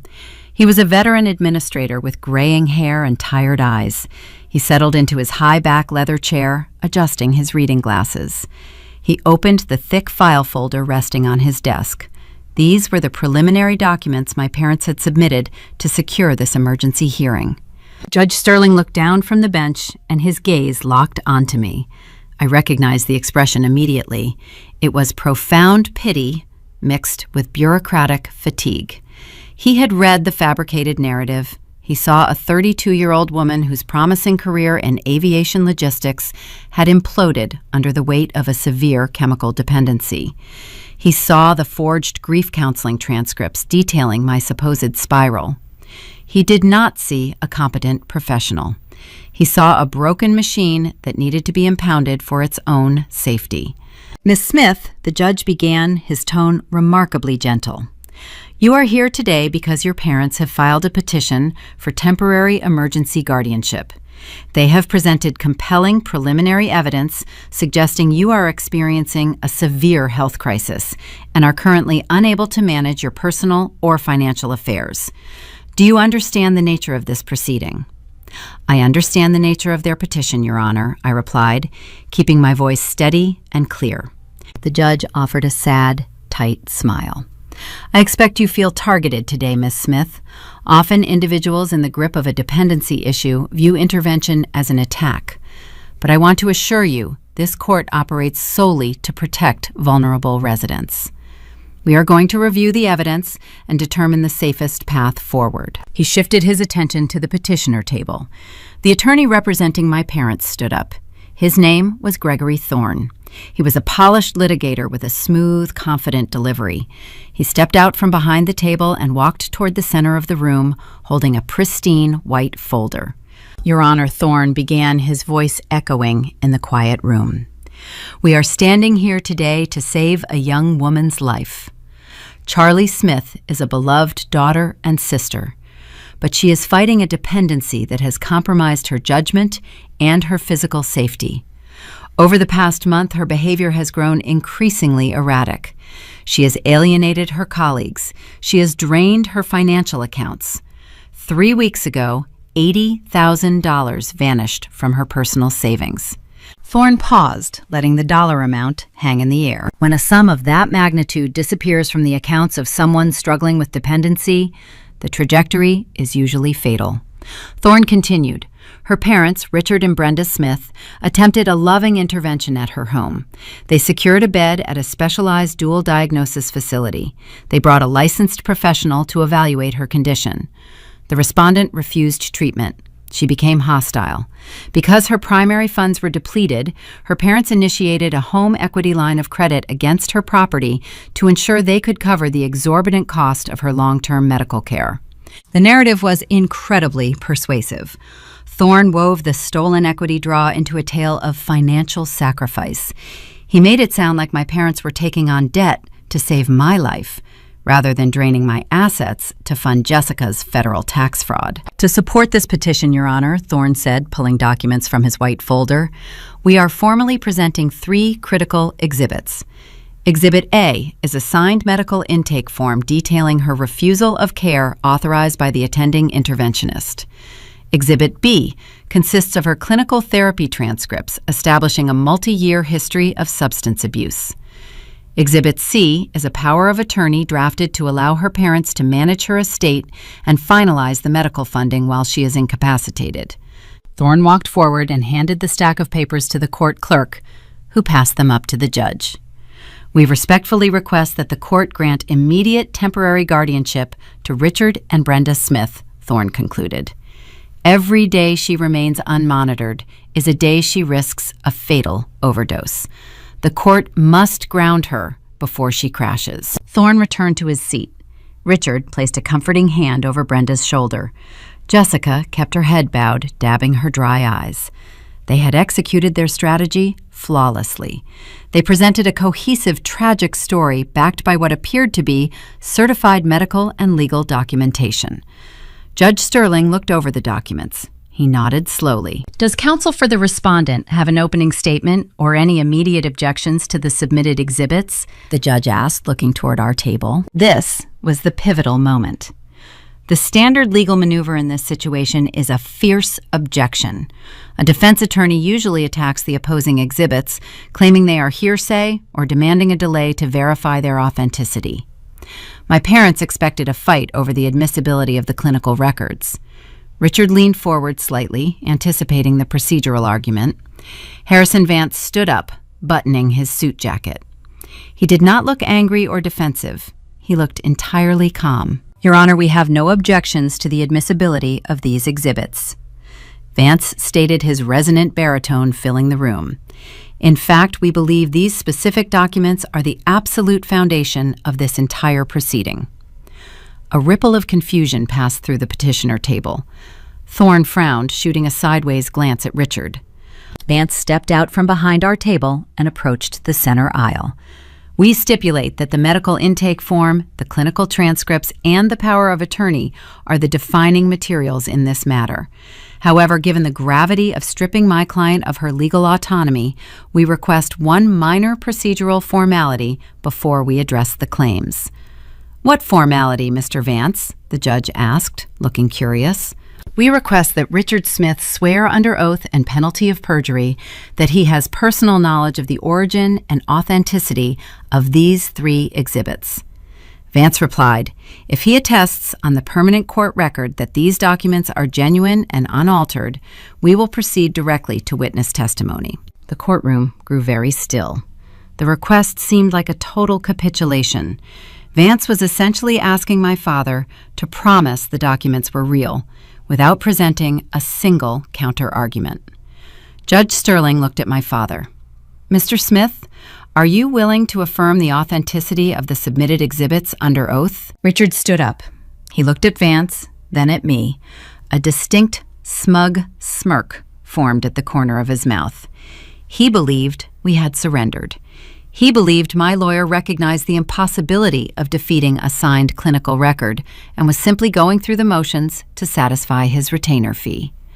Richard thought the cargo was secured and the runway was clear. I swear under penalty of perjury that those documents are genuine and accurate representations of my daughter's medical and legal situation, Richard stated, his voice ringing with false sincerity. "Thank you, Mr. Smith," Vance said, offering a polite nod. He turned back to face the judicial bench. "Your Honor, since the petitioner has sworn to the validity of the medical evaluation, we would like to call our first witness to the stand to discuss that specific intervention." The judge checked his schedule. "You may call your witness, Mr. Vance." Vance turned toward the heavy oak doors at the back of the courtroom. The bailiff stepped forward and pushed the doors open. "We call Julian Evans to the stand," Vance announced. The smirk vanished from Richard's face, replaced by a sudden, stark pallor. Jessica snapped her head up, staring at the back of the room. The trap had been set. The bait was swallowed, and the structural integrity of their deception was about to face a catastrophic stress test. The heavy oak doors swung inward. The man who had stood in my living room wearing a beige cardigan and holding a silver clipboard walked slowly down the center aisle of the courtroom. Today he wore an ill-fitting gray suit. His confident, professional contractor demeanor was entirely absent. He looked like a man walking toward a steep cliff edge with a heavy weight strapped to his back. The expedited subpoena Harrison Vance had served him late yesterday evening had clearly shattered his composure. He took his place in the wooden witness box located directly to the right of the judicial bench. The clerk administered the oath. He swore to tell the truth, his voice lacking any resonance. Vance walked to the podium and adjusted his notes. He did not possess the smooth, theatrical delivery of my parents' attorney. Vance moved like a demolition expert, preparing to dismantle a compromised building. He was precise, methodical, and unyielding. "Please state your full name for the record," Vance began. Julian Thomas Evans, the witness, replied, shifting his weight. "Mr. Evans, you are listed as the attending medical professional on Exhibit A, the emergency intake form submitted by the petitioners. Is that correct?" Evans looked toward the petitioner table. Richard glared at him, a silent warning pulsing across the room. Evans swallowed hard and turned his attention back to Vance. "Yes, I signed the initial authorization form." "And what exactly is your professional medical title, Mr. Evans?" Vance asked, his tone mild, inquiring. "Are you a psychiatrist? A licensed clinical psychologist? A medical doctor specializing in addiction medicine?" Evans gripped the edge of the wooden railing. "Your Honor, I must invoke client-patient confidentiality. The details of my practice and my specific interactions with the respondent are protected under federal health privacy laws. I cannot disclose medical information without violating HIPAA regulations." It was a standard defensive maneuver. He hoped the shield of medical privacy would shut down the line of questioning, allowing him to maintain the illusion of his credentials without offering definitive proof. Vance did not miss a beat.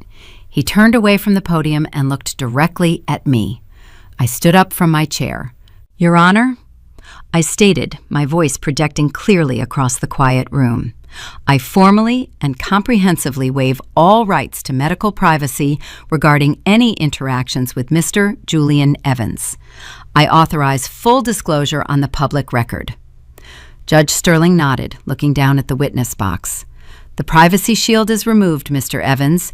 You will answer counsel's question regarding your professional credentials."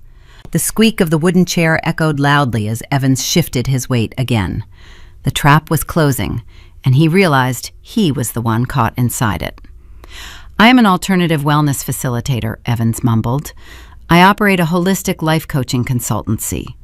"Let us clarify that for the record," Vance said, stepping closer to the witness box. "Do you hold a medical license issued by the state of Alaska or any other state in the United States?" "No," Evans answered, his voice barely above a whisper. "Do you hold a degree in clinical psychology or pharmacology?" "No." "So when you stood in my client's living room, presented a medical intake form to secure her involuntary commitment to a psychiatric facility, and introduced yourself as Dr. Evans, you were operating without any legal or medical authority. Is that accurate?" Evans wiped his forehead. His face was glistening under the harsh courtroom lights. "I was hired as an intervention specialist. My clients, the Smith family, informed me that a severe crisis was underway. They asked me to facilitate the transport." Vance pulled a single sheet of paper from his file and walked it over to the witness box. "Let us discuss the nature of your hiring, Mr. Evans.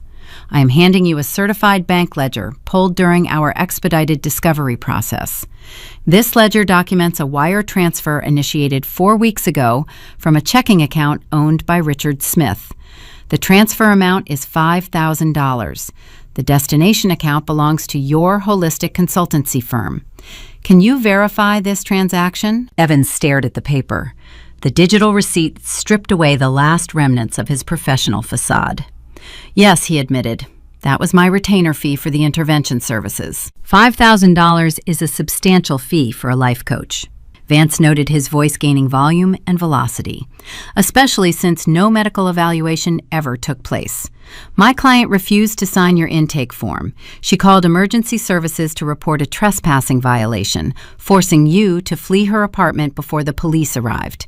Yet, Exhibit A, presented today by the petitioners, bears a signature and your authorization. Vance turned toward the judge. Your Honor, the witness has just confirmed he is not a medical professional. He has confirmed he received a $5,000 cash payment from the petitioner, and my client will testify that she never signed Exhibit A. We submit that Mr. Evans was not hired to evaluate a medical crisis. He was paid $5,000 to act as a prop in an orchestrated ambush and to sign his name to a forged document designed to strip my client of her civil liberties. Objection, Gregory Thorne shouted, leaping to his feet from the petitioner table. Counsel is badgering the witness and making unsubstantiated claims of forgery. Overruled, Judge Sterling barked, his patience entirely depleted. The judge leaned forward, resting his elbows on the heavy mahogany bench. He glared down at Evans. The pity that had softened the judge's features at the beginning of the hearing was gone, replaced by cold judicial fury. Mr. Evans, Judge Sterling said, his voice cutting through the tension like a physical blade. You have submitted a document to this court under the guise of a medical evaluation. You are not a medical professional. If I discovered that the signature on Exhibit A is fraudulent, I will refer your file directly to the district attorney for criminal fraud charges. You are dismissed from this stand. Do not leave the courthouse. Evans scrambled out of the wooden box and practically ran down the center aisle, pushing through the heavy oak doors. The structural integrity of my parents' narrative was fracturing rapidly. The primary pillar supporting their medical claim had just crumbled on the public record. Judge Sterling turned his attention back to the petitioner table. His gaze locked onto my father. Mr. Smith, the judge said, you swore under penalty of perjury less than 20 minutes ago that these documents were genuine. Your medical authority has just admitted he holds no license and received a $5,000 cash payment to facilitate an intervention that your daughter rejected. This court takes a very dim view of individuals manipulating the emergency guardianship system. Richard stood up, adjusting his tie. He tried to project calm confidence, but a fine tremor vibrated through his hands. Your Honor, we acted out of desperate panic. The intervention specialist may have exaggerated his credentials, but the core crisis remains real.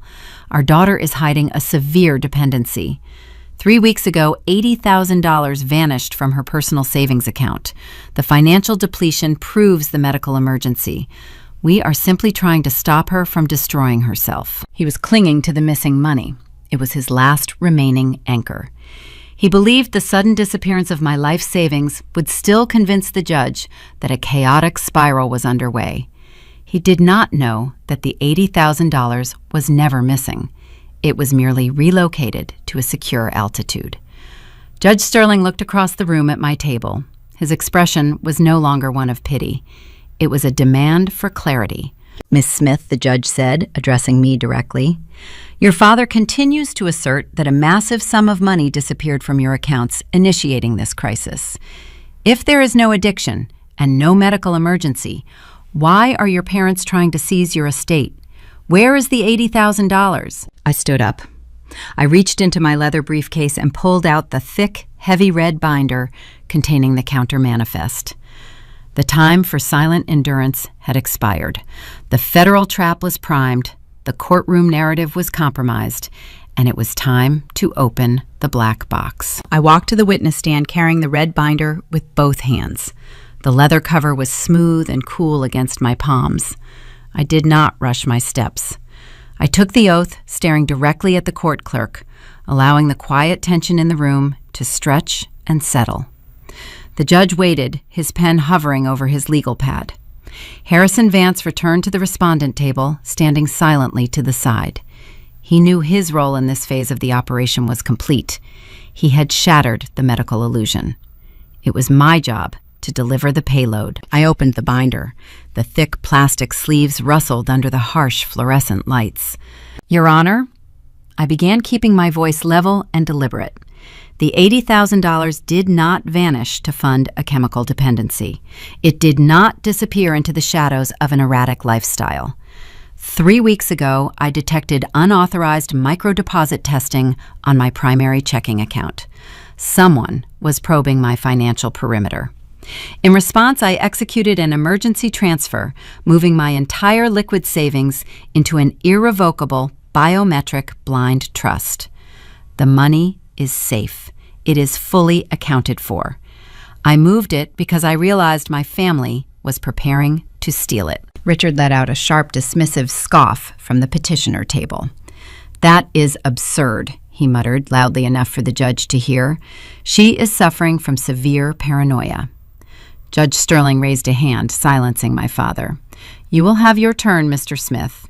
Miss Smith, you are making an incredibly serious allegation. Why would your parents attempt to steal your savings? I turned the first page of my binder displaying the corporate registration documents for Apex Luxuria Holdings. I am a logistics coordinator, Your Honor. My profession requires me to track the movement of valuable cargo from the point of origin to the final destination. I apply the same methodology to financial architecture. I looked across the aisle at my sister.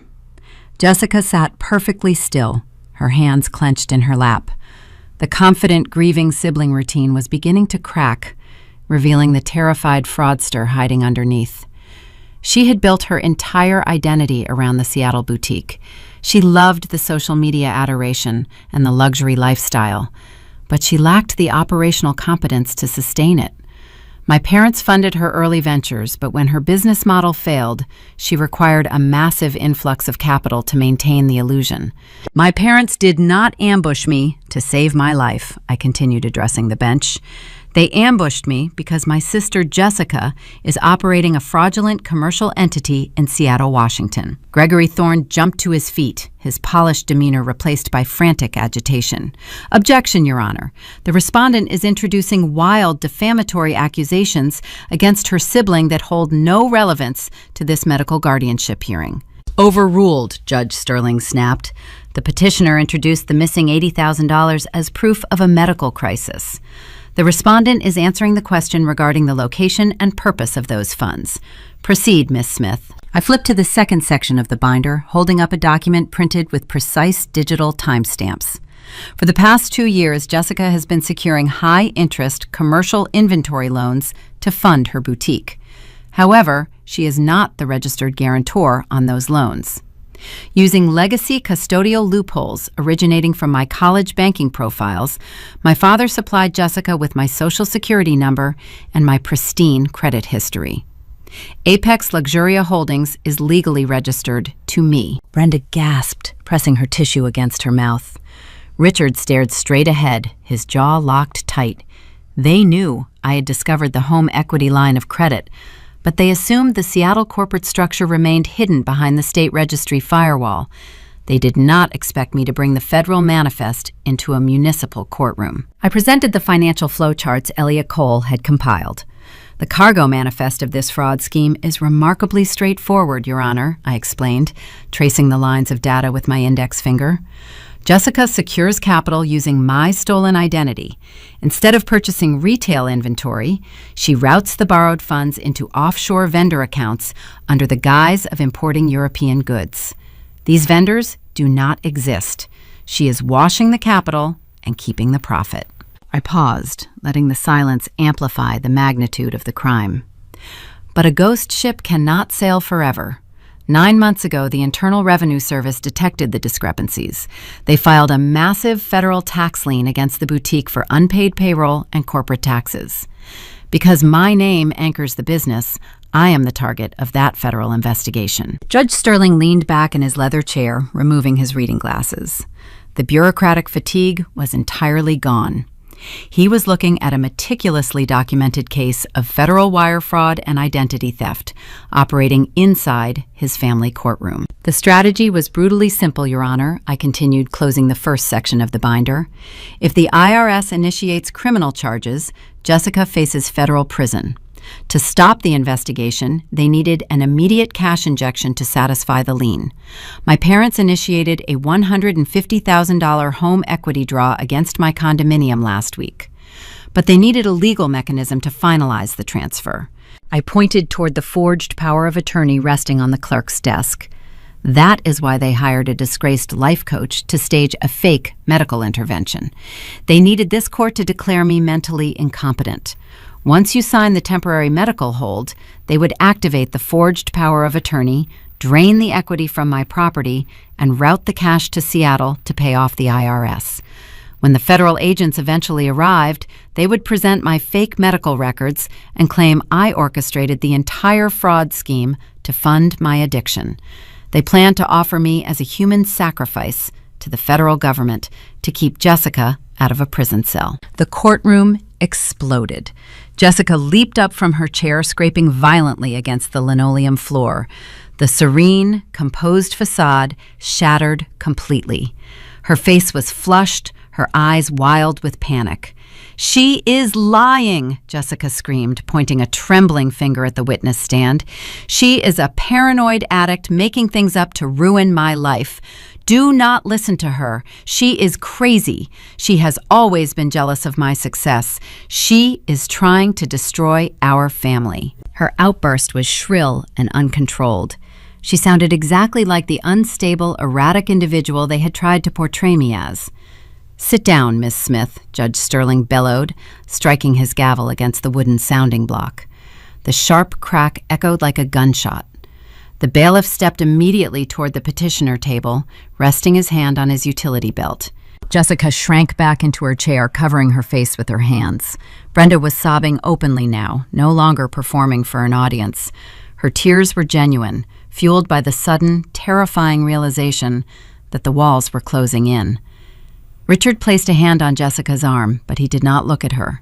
He was staring at the red binder in my hands, his mind racing, frantically searching for a structural vulnerability in my defense. He thought he found one. Richard stood up, ignoring his attorney. "Your Honor, my daughter is spinning an elaborate conspiracy theory based on downloaded spreadsheets. Anyone can print a flow chart. Where is the physical proof? She claims we forged the power of attorney and the clinical transcripts, but those documents bear her signature and the seal of a registered state notary. She claims we stole her identity to open a business in Seattle, but she offers nothing but circumstantial, digital theories. This court requires certified evidence, not paranoid delusions." He was challenging the integrity of the data. He believed that because digital forensics can be complex and difficult to verify in a rapid municipal hearing, he could cast enough doubt to secure the temporary hold. He thought the metadata was a weak link. He still did not understand that I had mapped the exact coordinates of his digital fingerprints. I looked at my father. The final remnants of the man who raised me dissolved into the sterile air of the courtroom. He was no longer family. He was just a hostile threat vector that required immediate neutralization. I turned to the third section of the red binder. The payoff was loaded. The target was locked. It was time to show them exactly how deeply I had audited their deception. The echo of the judge's gavel faded, leaving a thick, ringing silence in the courtroom. Jessica sat slumped in her chair, breathing in shallow, ragged gasps. The bailiff remained positioned directly behind her, serving as a physical reminder that her theatrics held no power in this jurisdiction. Richard remained standing, his posture defiant, his hands gripping the edge of the petitioner table. He was banking everything on the assumption that digital evidence was too abstract for a municipal family court judge to process during an emergency hearing. He believed his physical, forged documents carried more weight than my network logs. I looked down at the third section of the red binder. I pulled a clear plastic sleeve from the rings and held up a densely printed document. The petitioner demands physical proof, I stated, addressing the bench. He claims the digital forensics are merely circumstantial theories. But the modern financial system does not operate on theory, Your Honor. It operates on verifiable metadata. Every action leaves a permanent, unalterable coordinate. I turned the document toward the judge. This is the certified server access log from my personal home network router spanning the past 90 days. 3 weeks ago, an unauthorized device attempted to spoof my local network credentials utilizing a virtual private network. The intrusion occurred on a Tuesday afternoon during my scheduled shift at the logistics hangar. My router is configured to reject unrecognized media access control addresses. Because the intrusion failed, the user was forced to finalize their digital actions from their own unsecured network. I pulled a second document from the binder.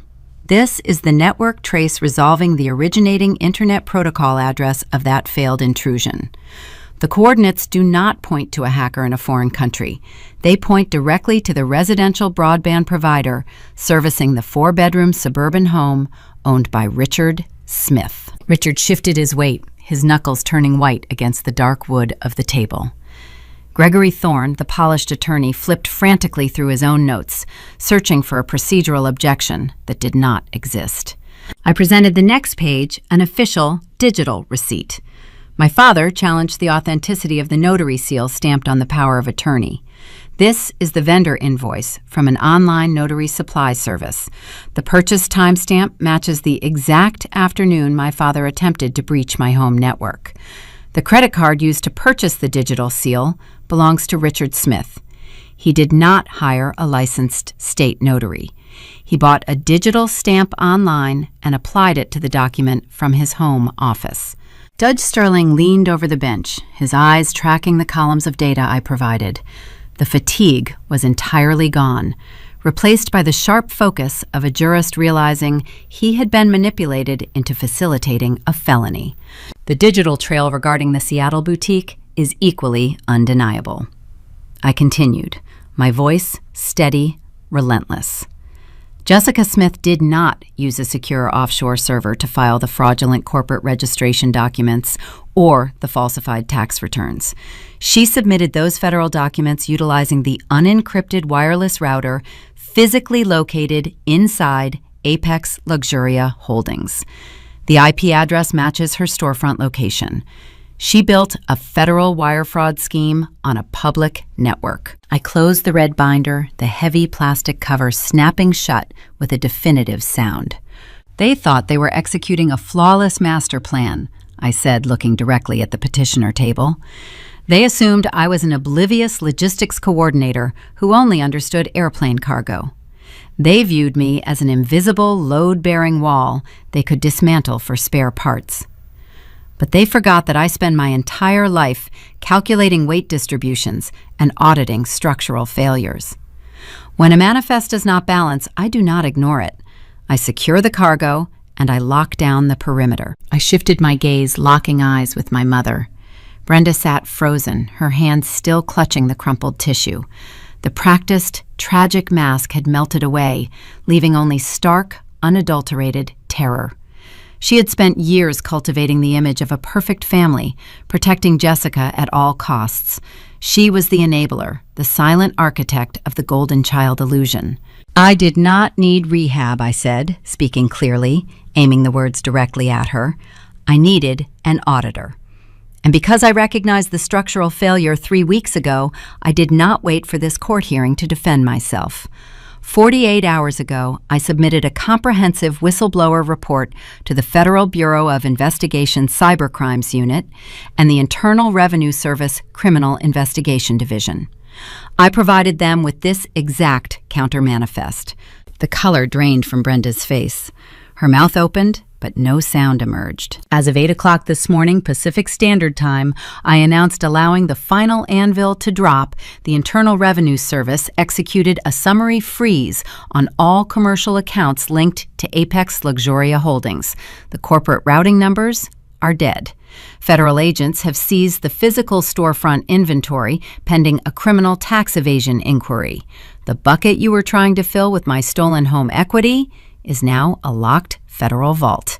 There is no boutique left to save. The words struck the petitioner table like physical projectiles. Jessica's eyes widened in absolute horror. The glossy luxury lifestyle, the social media adoration, the curated illusion it was, all gone, annihilated by federal seizure protocols.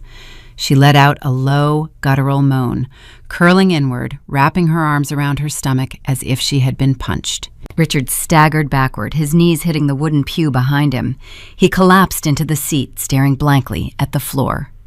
His masterful ambush, his forged documents, his careful manipulation of the legal system had achieved nothing but the total destruction of his favored child. He had handed the federal government a perfectly packaged wire fraud case on a silver platter. But it was Brenda who absorbed the full, catastrophic impact of the reality I had just unveiled. She stared at me, her eyes rolling back, exposing the whites. Her breath hitched, transforming into rapid, shallow hyperventilation.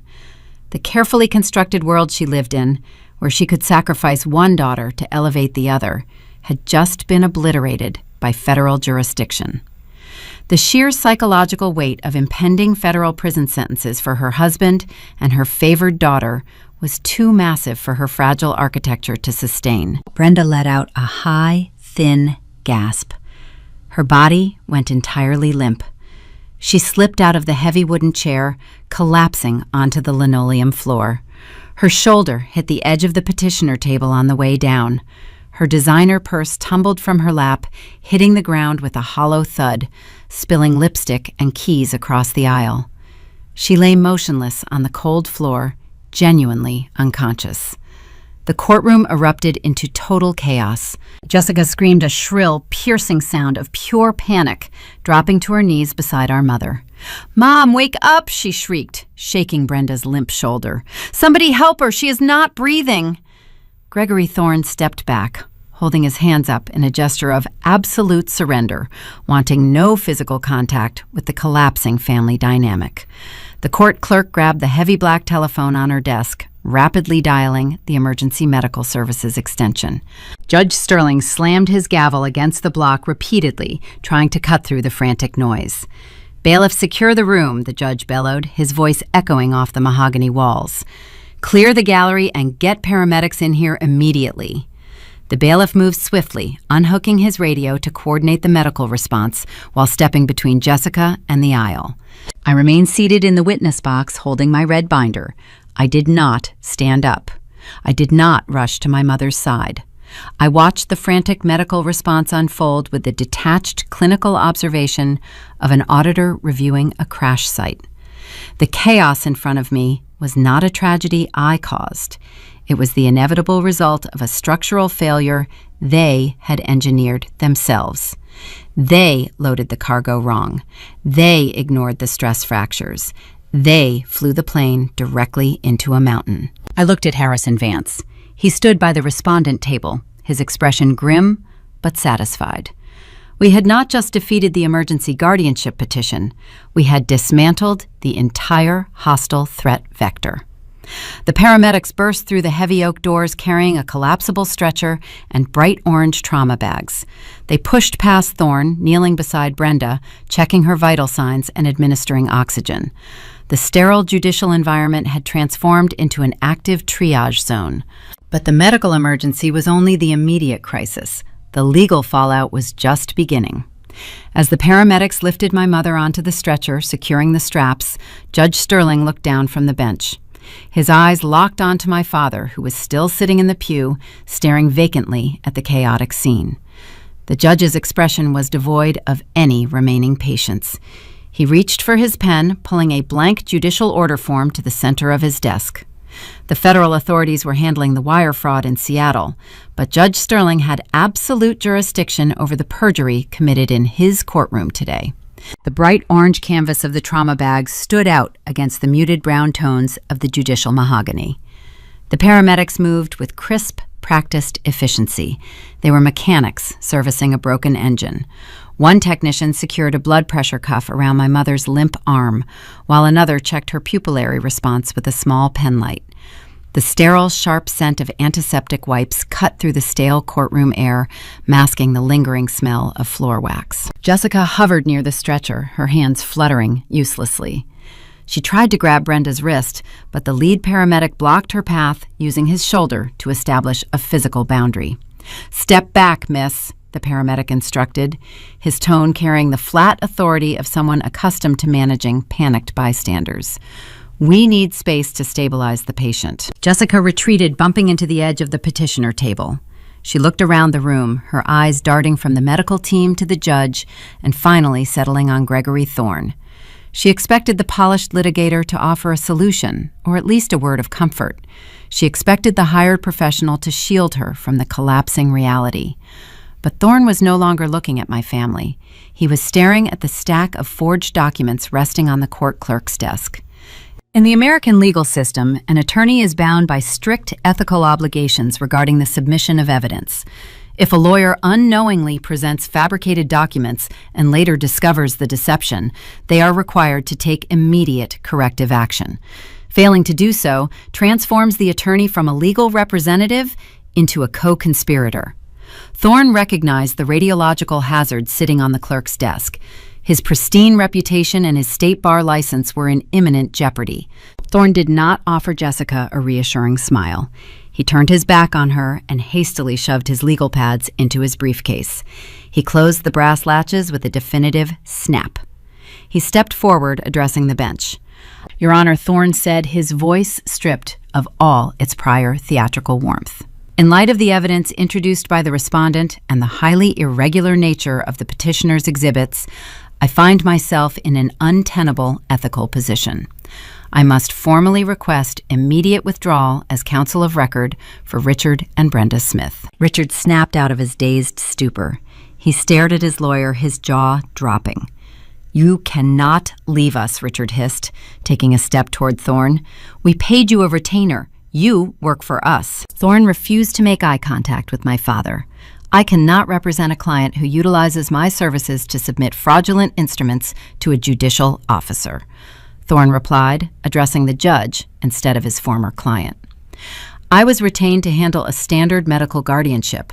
I was not informed that the core exhibits were forged or that the primary medical witness lacked professional credentials."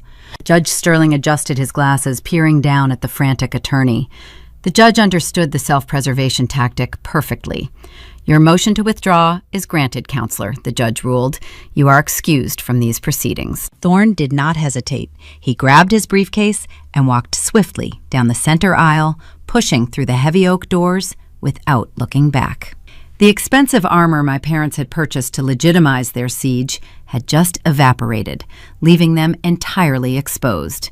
The paramedics lifted the collapsible stretcher, locking the wheels into the upright position. Brenda remained unconscious, an oxygen mask strapped over her face. They wheeled her toward the exit, their heavy boots squeaking against the linoleum. Jessica moved to follow the stretcher, grabbing her wool coat from the back of the pew. Richard stood up, straightening his tie. He assumed the hearing was over. He believed the medical emergency superseded the judicial process, giving them a convenient exit strategy. He thought he could walk out of the courthouse, regroup his remaining assets, and find a new angle to defend against the impending federal tax evasion charges. He fundamentally misunderstood the mechanics of accountability. "Mr. Smith," Judge Sterling commanded his voice, projecting across the room with the force of a physical barrier. "You are not dismissed. Remain exactly where you are." Richard froze, his hand resting on the swinging gate that separated the gallery from the litigation tables. "Your Honor, my wife is on her way to the hospital," Richard stammered, attempting to leverage the medical crisis one last time. "I need to be with her. My daughter needs to accompany me." "Your wife is in the care of capable medical professionals," Judge Sterling countered. "You, however, are in the care of this court, and we have unfinished business regarding the integrity of the judicial process." The judge picked up his heavy wooden gavel and set it down deliberately. "First, regarding the emergency petition before me. Based on the overwhelming physical and digital evidence provided by the respondent demonstrating extensive forgery and fraudulent intent, this petition for temporary adult guardianship is dismissed with prejudice. The preliminary medical hold is voided. The respondent retains full legal autonomy over her person and her estate. The invisible tethers holding my bank accounts hostage snapped. My operational cash would be unfrozen by the end of the business day. The threat against my home equity was neutralized. I was no longer grounded. But Judge Sterling was not finished. He turned his attention to the forged intake form and the fake clinical transcripts resting on his desk. "This court is not a tool for facilitating domestic theft," the judge continued, his tone dropping to a dangerous, icy register. "You walked into this room, presented fabricated legal instruments, and attempted to strip a competent young woman of her civil rights. Furthermore, when offered the opportunity to withdraw those documents, you chose to double down. You stood before me and swore under penalty of perjury that those exhibits were genuine." Richard swallowed hard, his Adam's apple bobbing against his starched collar. "It was a misunderstanding, Your Honor." "It was a felony, Mr. Smith," the judge corrected sharply. "It was a direct fraud upon the court. I have broad jurisdictional authority to maintain the integrity of these proceedings, and I intend to exercise it right now." Judge Sterling looked past my father, signaling the uniformed bailiff standing near the wall. "Detain the petitioner," the judge ordered. "He is to be held in the municipal holding cells pending a formal arraignment for perjury and the submission of fraudulent instruments." The bailiff stepped forward, unhooking the metal handcuffs from his utility belt. Jessica panicked, backing away from her father. She raised her hands, palms facing outward, as if trying to physically push the consequences away. "I had nothing to do with this," she pleaded, her voice cracking. "I live in Seattle. I did not forge anything in Anchorage. I just came to support my mother. Let me go to the hospital." Judge Sterling shifted his glare to my sister. "Ms. Smith, the counter-manifest presented today contains compelling evidence linking your storefront IP address to a massive federal wire fraud scheme. While I do not possess the jurisdiction to prosecute federal tax evasion, I possess the authority to detain individuals identified as flight risks who have actively participated in a conspiracy to defraud this court. You aided your parents in this fraudulent petition today to cover your own tracks." The judge nodded to the bailiff. "Detain her as well. We will let the federal authorities know she is ready for transport when they finalize their asset seizure in Washington." The bailiff approached Richard first. My father raised his hands half-heartedly, preparing to argue, but the stern look on the officer's face shut down his resistance. Richard lowered his arms. The bailiff secured his left wrist, pulling it behind his back. Click, click, click. The ratcheting sound of the metal teeth locking into place was crisp and definitive. It was the sound of a closing valve shutting off the fuel supply to a defective engine. The bailiff secured the right wrist, completing the restraint. He moved toward Jessica. She did not comply quietly. She sobbed, pulling her arms against her chest, shaking her head in denial. A female court clerk stepped around the desk to assist the bailiff, gripping Jessica's elbow to prevent her from thrashing. They pulled her arms behind her back. Click, click, click. The twin sounds of the handcuffs echoed through the large empty space where my mother had collapsed just moments prior.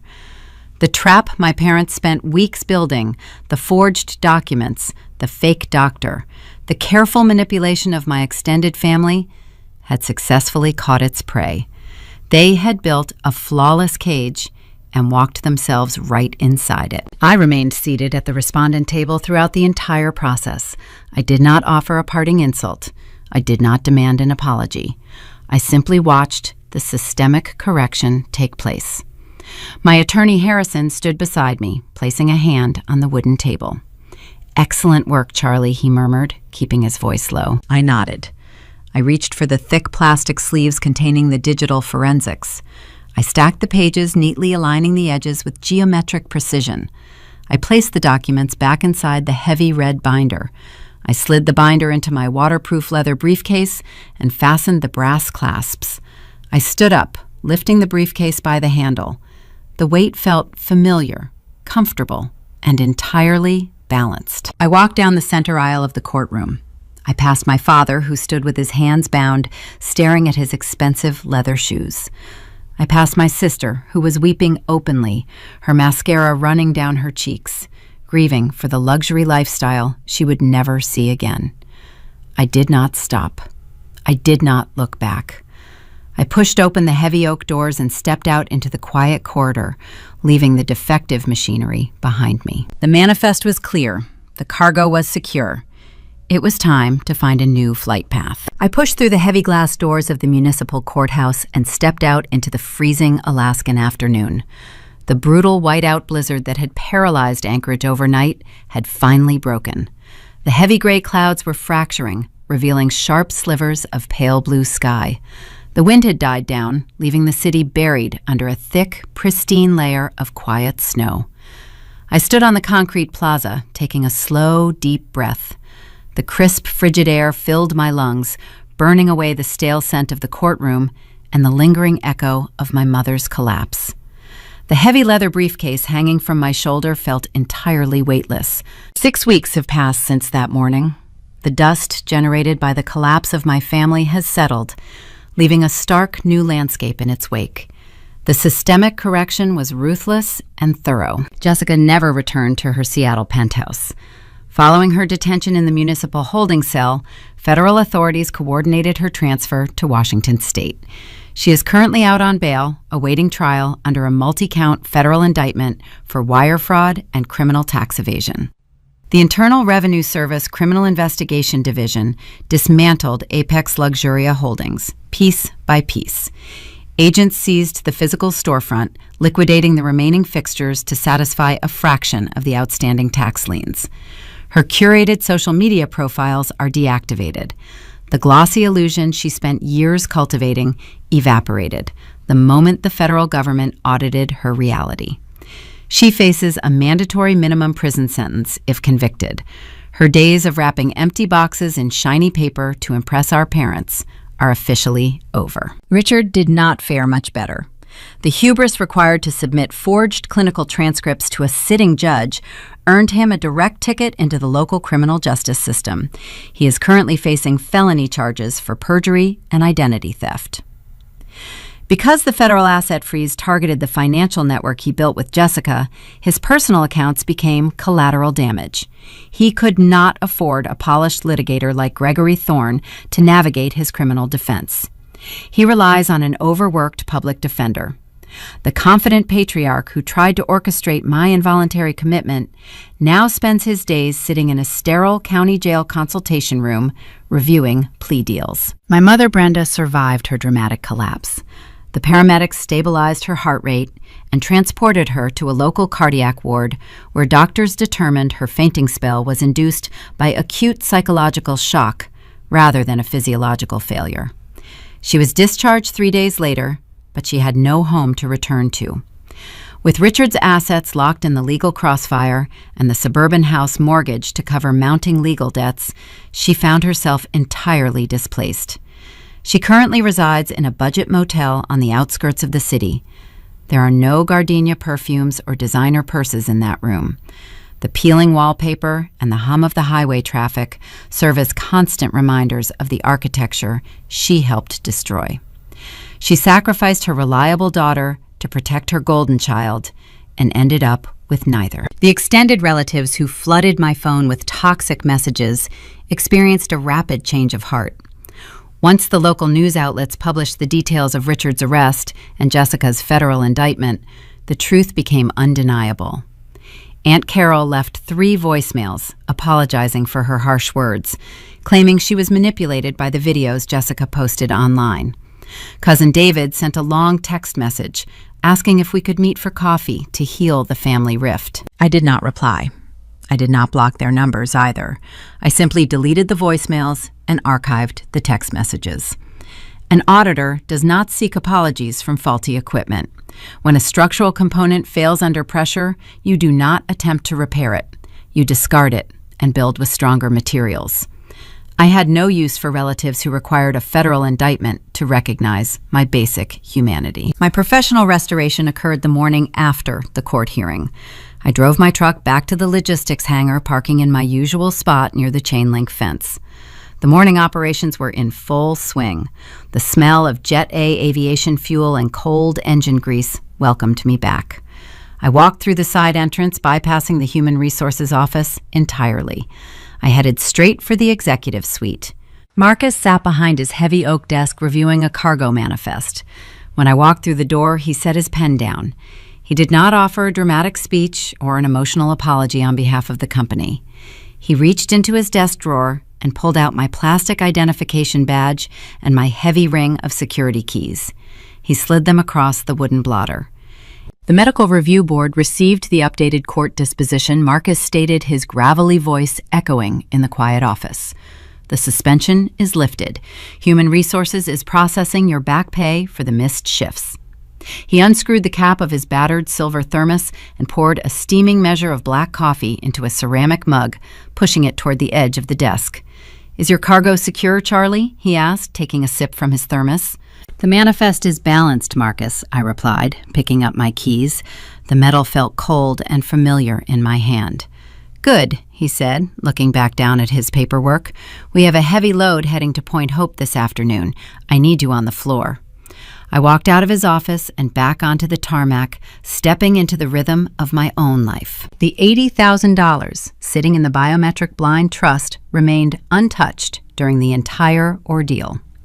Once the legal threat against my estate vanished, I decided that money needed a new operational purpose. I did not want it sitting idle in a digital vault. I wanted to build a new foundation. Last week, I finalized the purchase of a small commercial property in Juneau, Alaska. The building sits near the waterfront, smelling of pine needles and salt spray. I am keeping my job at the hangar coordinating freight from Anchorage, but I am using the new property to launch a specialized financial literacy initiative for young women entering the workforce. The curriculum does not focus on basic budgeting or simple savings accounts. I teach these women how to read corporate ledgers. I teach them how to identify unauthorized credit inquiries and how to lock their digital perimeters. I show them how to navigate legacy banking loopholes so they never become the unwitting guarantors of someone else's mistakes. I train them to recognize the early warning signs of financial abuse, whether it comes from a predatory partner or a manipulative family member. I teach them to stop being the invisible load-bearing walls for people who refuse to carry their own weight. I am teaching them how to audit their own lives. Watching these young women learn how to protect their assets and define their own boundaries is the greatest return on investment I could ever ask for. The journey from the cold living room ambush to the quiet peace of the Juneau waterfront taught me the most valuable lesson of my existence. When you realize the people you trust are building a cage around you, the instinct is to fight back with raw emotion. The instinct is to scream your innocence and demand fairness. But screaming only gives them the erratic reaction they need to justify their false narrative. When people try to rewrite your reality, do not scream. Just show them the receipts. The truth does not need to be loud to be undeniable. There is a quiet, unspoken architecture to every family. When we look at a traditional American home, the manicured lawn, the colonial facade, the framed photographs resting on a polished mahogany mantel, we are looking at a presentation. We are looking at the story that a family chooses to tell the world. But beneath the drywall and the hardwood floors lies the true foundation.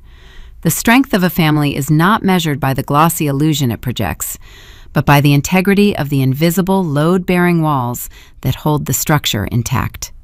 When we reflect on Charlie's journey from the chilling ambush in her Anchorage living room to the federal collapse of her parents' grand deception, we are forced to examine the fundamental contract of parenthood. The American ideal often places immense pressure on families to produce visible, quantifiable success. We want the thriving entrepreneur in Seattle. We want the pristine holiday newsletters.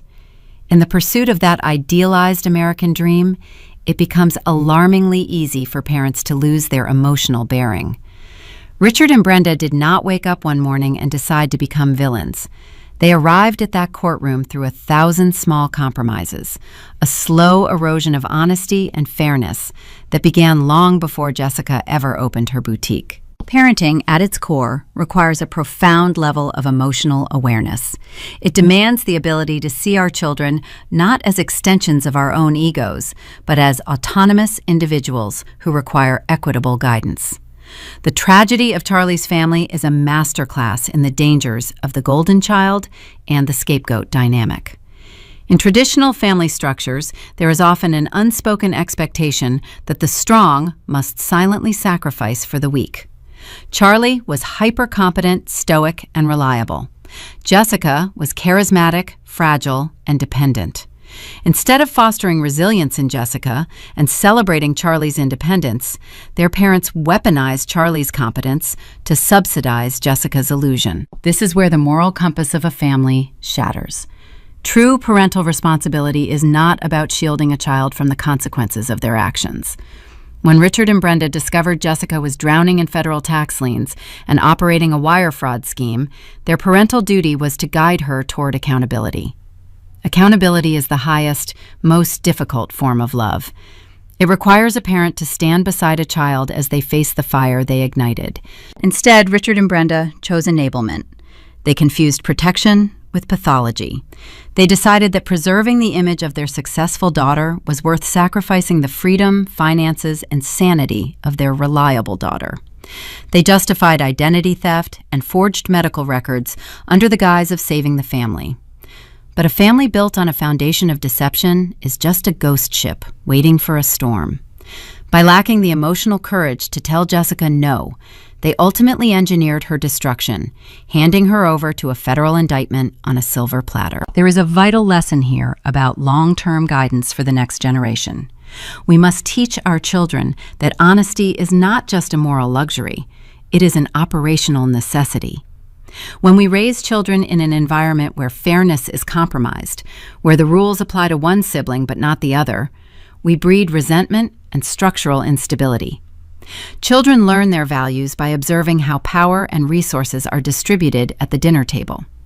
If they see that manipulation yields reward, while silent hard work yields only heavier burdens, the familial bond rots from the inside out. Charlie's ultimate victory was not just surviving the courtroom trap.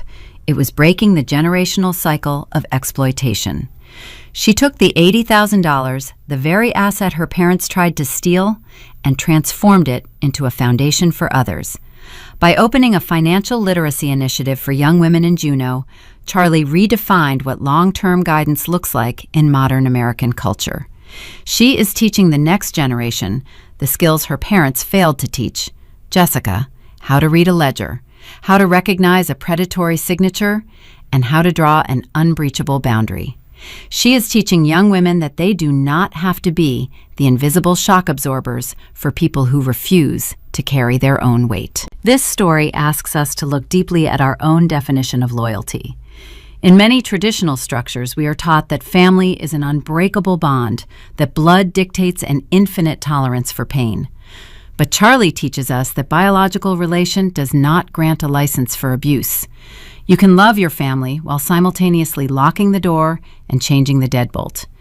You can honor your roots while refusing to be buried by them. If this reflection struck a chord with you, if you have ever found yourself quietly carrying the weight of a structure someone else unbalanced, you are not alone.